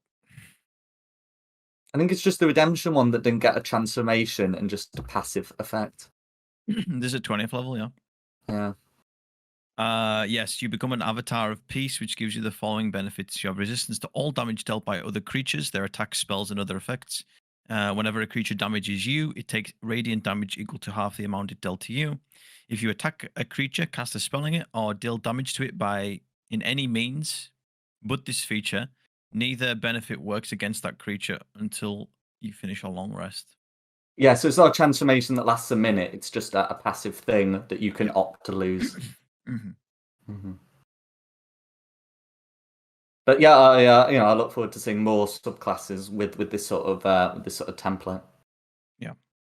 Agreed. Okay. Any final thoughts there on the Paladin as a whole and Oath of Devotion, I guess? Thumbs up from me. I like what I see. Mm. Yep. Yeah. We should really do like we could do like a tier list of all these of all the classes that we've done so far. A I like tier doing list? tier list. A tier. TIE. Oh, tier. Mhm. Speaking that Cumbrian. I am. Mhm. Yeah. Well, we've done the Druid, we've done the Paladin.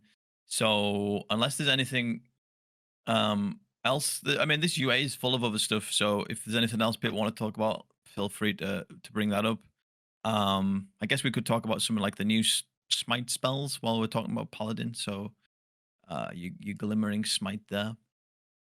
Where the hell's that? Yeah, but that's just what was it? Branding smite. Well, Oh, is it actually, really? Is it? I did notice that all of the smite spells are a bonus action, Yes.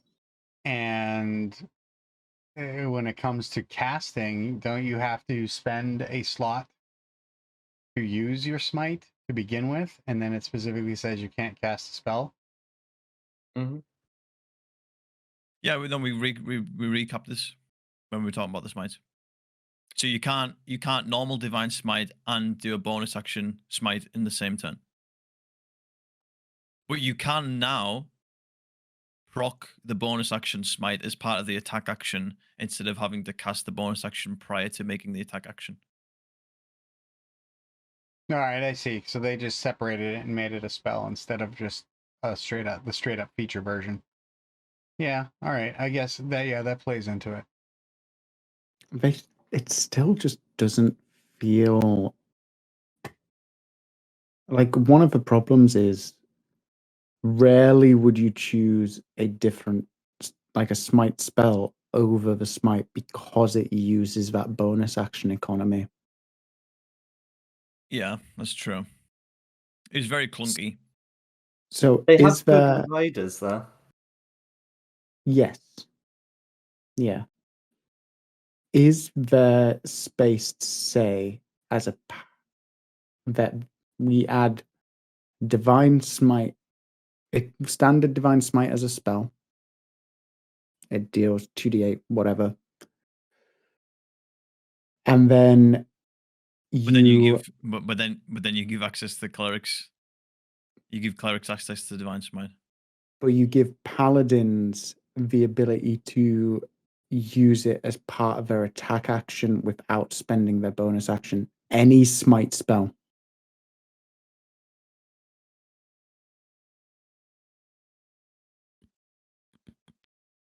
I don't know. Yeah, I'm not sure how I feel about that. Like, it's odd. I think But that it just could- adds to the clunk Mm, in that case. I think they need to add more clarity to this stuff. Streamline, like you said, get the magic designers in there to clean up all of the this is true. tags. This is true. I just don't know what change I would make to make the smite spells still feel good more than just like I'm forced to do this situationally. Like, Well, if that makes sense. I mean, there's one that like pushes them back, right? So like if there's a pit, if there's a cliff, you know, you're always gonna preemptively cast that one before you attack it in 5th edition. Mm, You know, there's the one that essentially like fairy fires. So if you've got like something that's just casting invisibility or innately has invisibility, like a stalk, what the hell's it called? A invisible stalker. You know, that would make sense. Um, the banishing smite was always good. Maybe you just have a really Yeah. problem enemy out of the rest of them.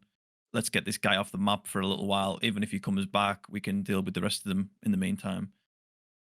So there was specific kind of circumstances where each of them was good and you would use them, but they've got rid of like the clunkiness of it now, and it doesn't feel as bad because it was like I said before, the example was, well, you bonus action do it, you try to attack twice and land the attack to actually get the effect of the spell, well then you miss, but it's a concentration spell, and then you know all the enemies get a go before it's back to your turn, and then you might lose concentration. So mm, they've helped it because they've nerfed the divine smite, so it's like, okay, let's buff the class in this way.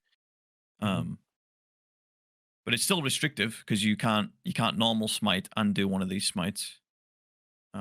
That's where it gets restrictive. that is fair.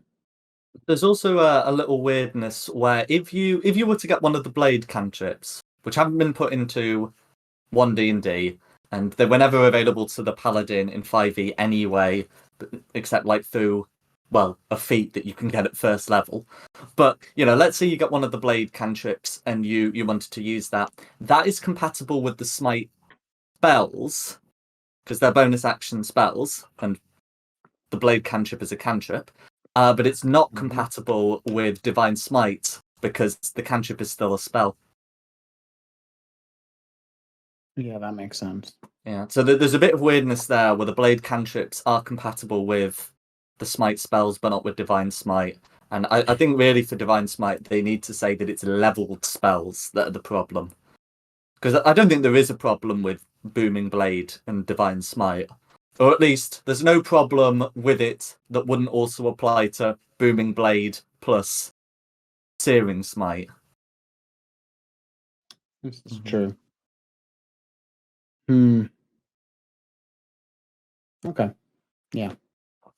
So yeah, I definitely agree the wording on how they want the smites to interact with the spells needs to change.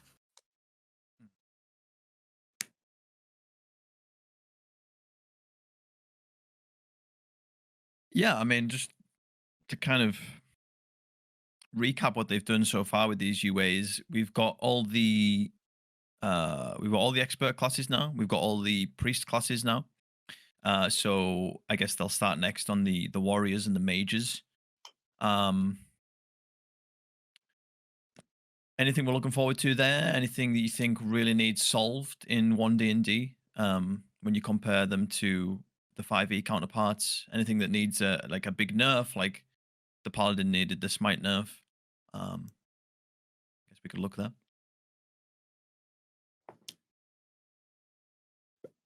I'm looking forward to how they handle Warlock. I think we're going to see a big change in the Warlock spellcasting. So that not every warlock you encounter in a D&D game is a hexblade.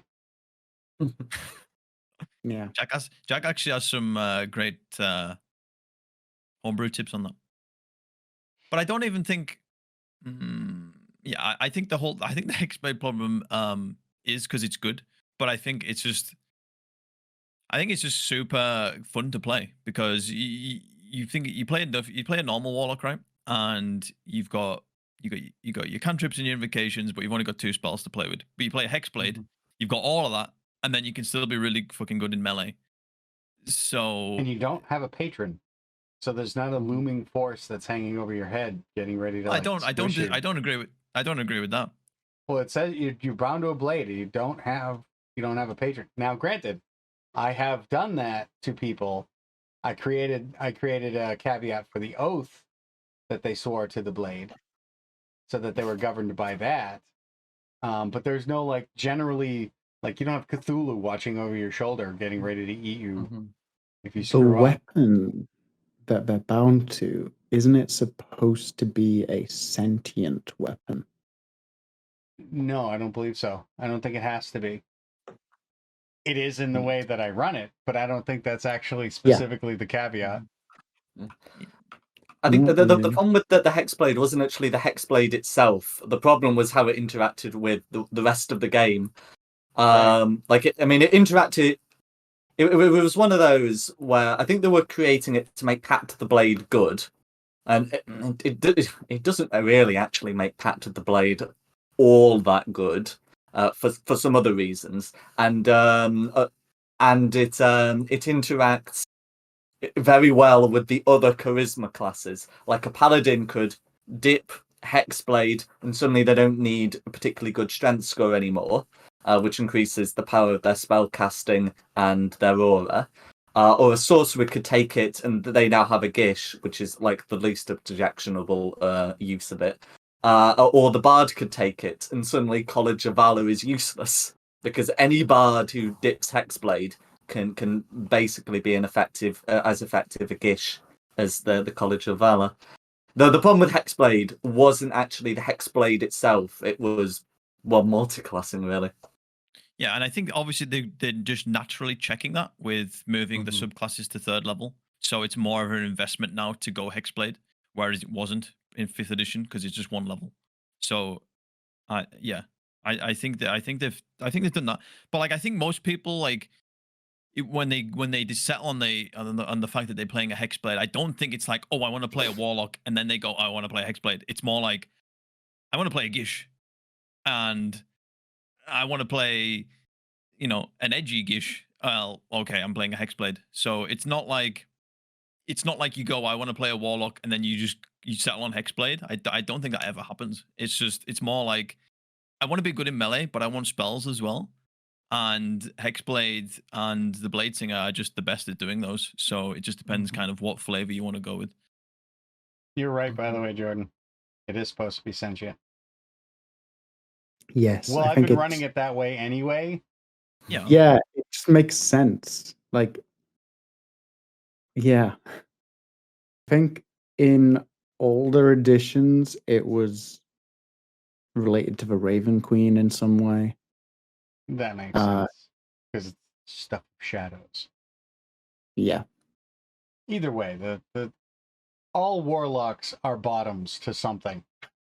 That's all we know. They are always, something is looming over them, and eventually they're going to be doomed in some way, shape, or form. So, it's pretty standard. Yes, absolutely. I feel like Jack should get an opportunity here to, if you can, Jack, talk about your homebrew changes to, is it Pact of the Blade? Oh yeah, I was always under the opinion that Pact of the Blade should basically get the martial training feature that the Hexblade has. The Pact of the Blade should include the medium armor proficiency, the martial weapon proficiency, the shield proficiency, and probably the charisma thing as well as 2. To be honest, it's just because Eldritch Blast is such a good feature for warlocks. You really have to put in a lot of effort to make melee weapons worth using if that's what they have to compete with. Although I feel the best execution of the of the Warlock's Eldritch Blast has been done by, there's like a game system that's sort of based off D&D 5e called Advanced 5th Edition Level Up, and they have a very different take on Eldritch Blast that allows it to either be used as a ray form, which that's the Eldritch Blast we all know and love. But there's a couple of other features. But there's also Eldritch Scythe, which is a melee one that you can pair with Pact of the Blade to use melee weapons with. I think that always, for me, has been like the best way of executing on the melee warlock. So with those rules, though, so Hex Warrior at level 1 says when you take the Pact of the Blade feature at 3rd level, you I don't know the words, but essentially you can take you can forego that two-handed weapon requirement. Right, because like when you play the Hexblade at level 1, you can't use your what the hell's it called? Like your weapon can't be a two-handed one, right? Until you get to 3rd level and take Pact of the Blade. That's how it works, right? So I don't believe there's a weapon requirement. I'm just having a look. So it's Pact of the Hex Blade? Warrior. Oh yeah, no, that's right. That likes the two-handed properly. Yeah, property. Yeah, but then if you read the bottom line, yeah. it says when you take the Pact of the Blade feature, right? It says Yeah. Oh yeah, so they'll include the two-handed property for bows as well, won't they? Yeah. So yeah. When if you do get the Pact of the Blade feature, then yeah, you can use it for the two-handed weapons. And if you get the right invocation, you can also use it for the two-handed bows. And then like, so what do you do about the Hexblade then? If every Pact of the Blade user basically gets Hex Warrior. Well, hold on. You can't use, I don't think, Pact of the Blade if you are a Hexblade. The way it describes it, like, you know. No, you definitely can. So Yeah, I because mean, Pact of the Blade is a boon, and so it's separate to the subclass. yeah, but when so you can't affect an artifact or a sentient weapon in this way. So it's talking about some of the features for Pact of the Blade, and it specifically says that the blade of a Hexblade is a sentient weapon. No, it's the patron of the Hexblade that's a sentient weapon. They don't have to wield their patron as their weapon. Yeah, it's a really weird thematic thing. It would make so much more sense if the blade was the patron, but it's not. The patron is a blade. You don't necessarily wield them. Well, it says you've made a pact with mysterious entity from the Shadowfell, a force that manifests in sentient magic weapons carved from the stuff of shadows. Right. But it doesn't necessarily mean the blade you're wielding is one of them. Yeah. It never explicitly says that the blade you wield as a Hexblade is that same blade. Right. Which is weird. Yeah. It feels like it should be, but the wording doesn't specify that it is. It's another clunky rule. Yeah. If you want to see a Hexblade Warlock done well between the DM and the player, you should definitely check out Bridges and Brigands. Every third Sunday of the month at 1 p.m. EST. I'm just saying. I'm just saying. Wait, are we getting a Hexblade in that group? No. Are you lying? I'm definitely lying. Oh, well, I know what Sammy's playing now. Interesting. Hexblade. Yeah. Well, that's going to be interesting. Speaking of that, Jordan, I'm going to have to reach out to you at some point because I have been sleeplessly working on a history for my character because, you know, when I start thinking about things, I put sleep away and I have a hard time quieting my brain at night. So I was up late last night. I probably had like 4 hours sleep today. So, well, last night. So I have ideas and I'm going to be running them by you. Yes, do. Absolutely. It involves me hating Hexblades, though. I can't stand it. They just catch fire around me randomly. Excellent. No, I'll send you some stuff. I got some things on the burner. There. So let's see. I mean, yeah, we can talk about this off stream, but I wanted to go back to Jack's like homebrew stuff. I had a question. So you basically integrated Hex Warrior into Pact of the Blade. Mm-hmm. So does if you are still playing a Hex Blade, do you get like a replacement feature at that first level, or how are you ruling that? I'd have to go back in my notes to see what I did for that. Mm-hmm. But basically, I've been of the belief that feature should be transferred to Pact of the Blade, whether it's copied across or moved across. Depends on the whims of the DM. I'd rather it got moved, but you know, I mean, the first level Hexblade already is Hexblade's Curse, which is a good feature. But No, that's true. Mm-hmm. So certainly, Pact to the Blade, needs more if it's actually going to focus as a Gish in a class that is Eldritch Blast. Yeah, I agree with that. But personally, I'm more interested in the warrior playtest than the mage playtest. That's going to be the interesting one, for me. Yeah, I mean, I think if you look at like the 3 classes in the mage and the 3 classes in the warrior, I definitely think the warriors had more problems, quote unquote, in 5th edition than the mages did. Mm. I think the general consensus in the 5e community is that spellcasters are just generally better than marshals in 5th edition. So yeah, and I definitely think probably I know we've had discussions on this before, but I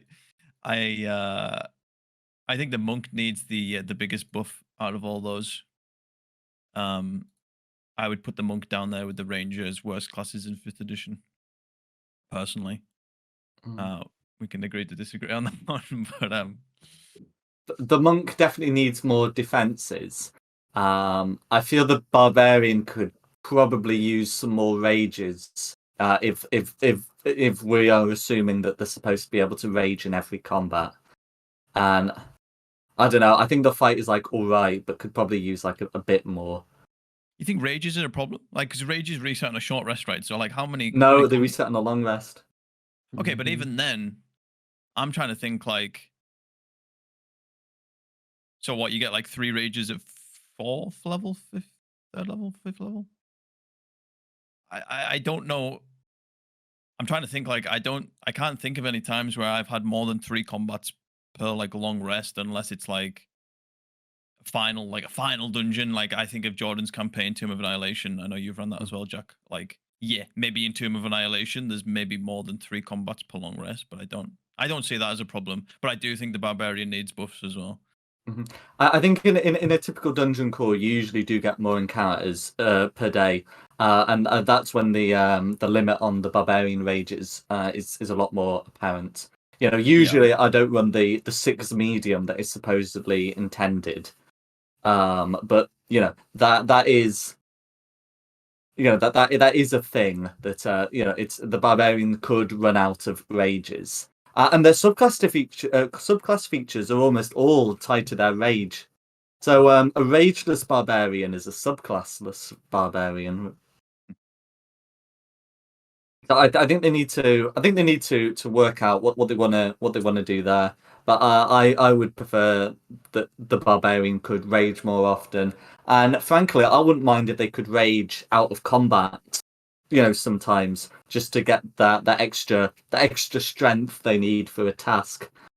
Whereas, of course, with 5th edition rules, because they don't usually attack or take damage with the great feats of strength they can use rage to do, then it will quickly expire. That's fair. Anything to add, Matt? The fighter needs to be redone. It's what's that? No, go on. The fighter. I mean, the martial classes. I agree. They need something. It's just like the fighter really can't keep up with much. All it is I'm going to stand there and absorb some hit points. And any intelligent, creature, you're going to focus on the other things first, and then wheedle down the fighter. You don't focus on the fighter first, because they're not going to do as much damage as any of the other classes, and they're not gonna fall. It's like a bad tactic to be like, well, I'm gonna hit the fighter because it's right in front of me and this and that.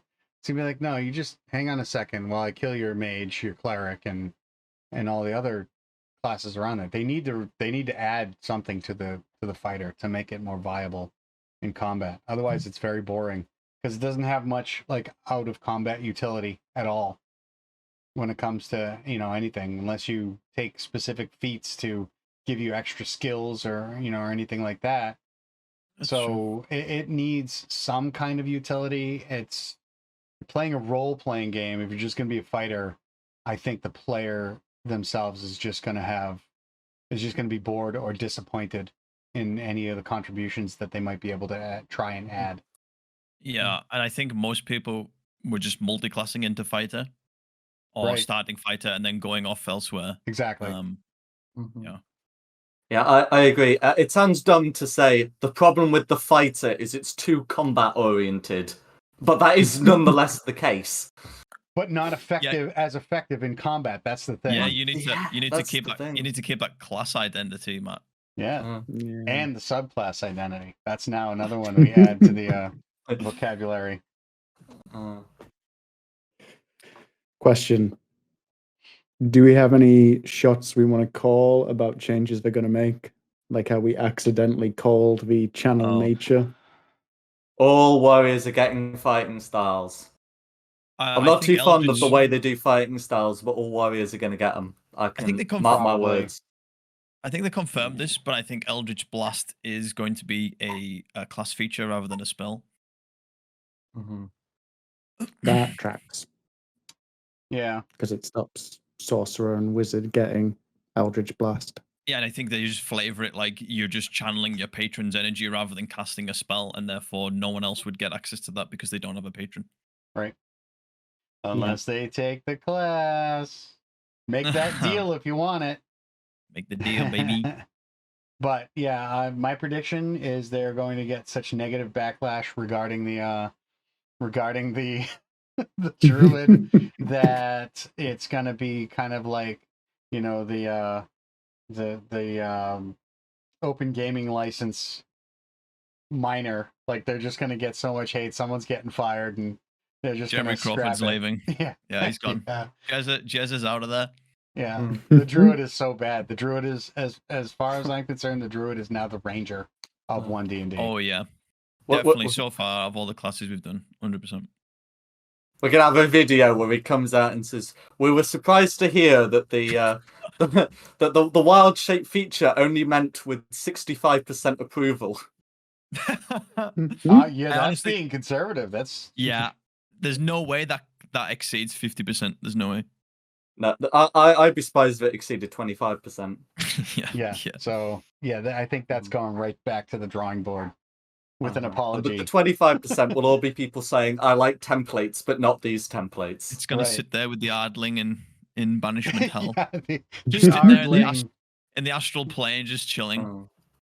I will say the Ardling, I'm glad they got rid of that. I looked at it when they were like, we're going to release that. And it's like, but there's already anthropomorphic races. You have, you know, Turtles and Arakokra and, you know, all these other, like Harengon. Why are you going to add one that is now just your plug and play animal race? We can have any combination of animal features. It was dumb. I'm glad they got rid of it. It would be, you know, someone somewhere thought that the ancient Egyptian deities are really cool with like their animal heads. How can we do this as like a celestial race? And then forgot you can just do it as an Azamar and just say it's got a bull's head or something. Right. That's true. Yep. But yeah, I'm gonna wrap it there. I'm gonna close it there.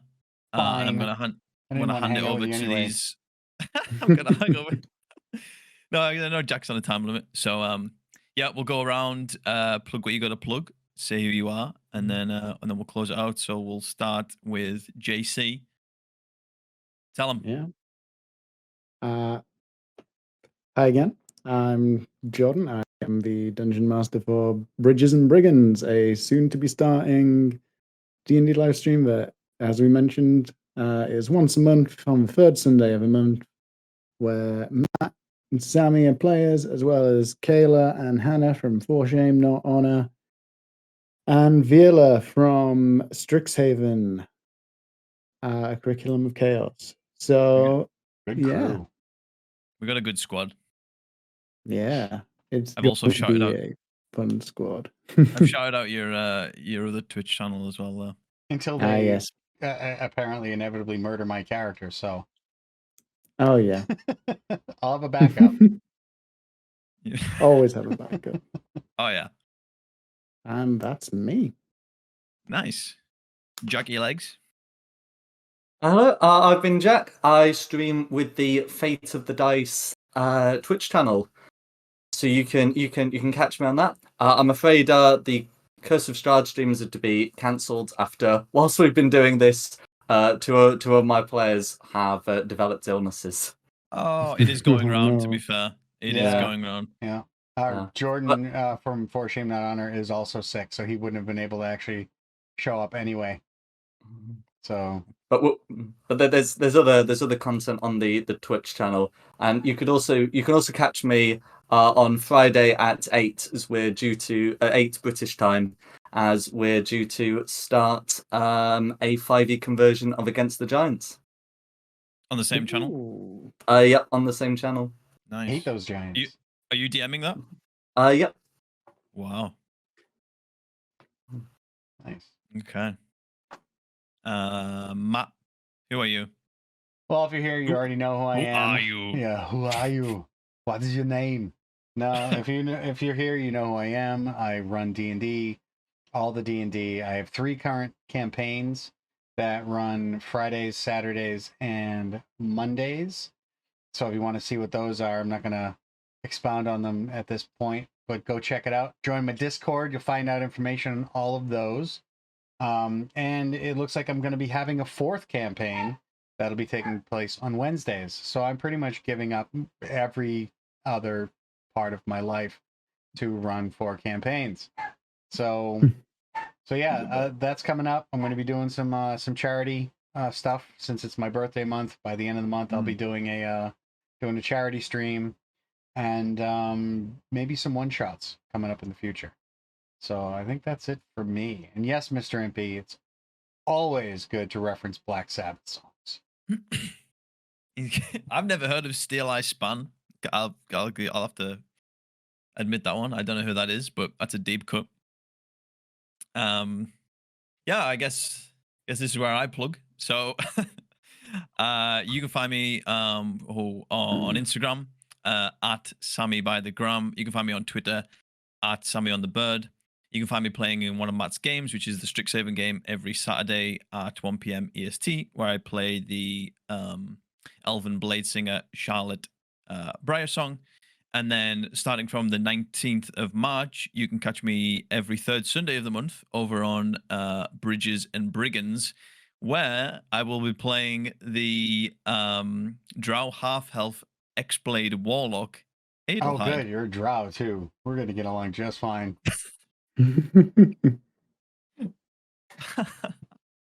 I'm finding this out for the first time.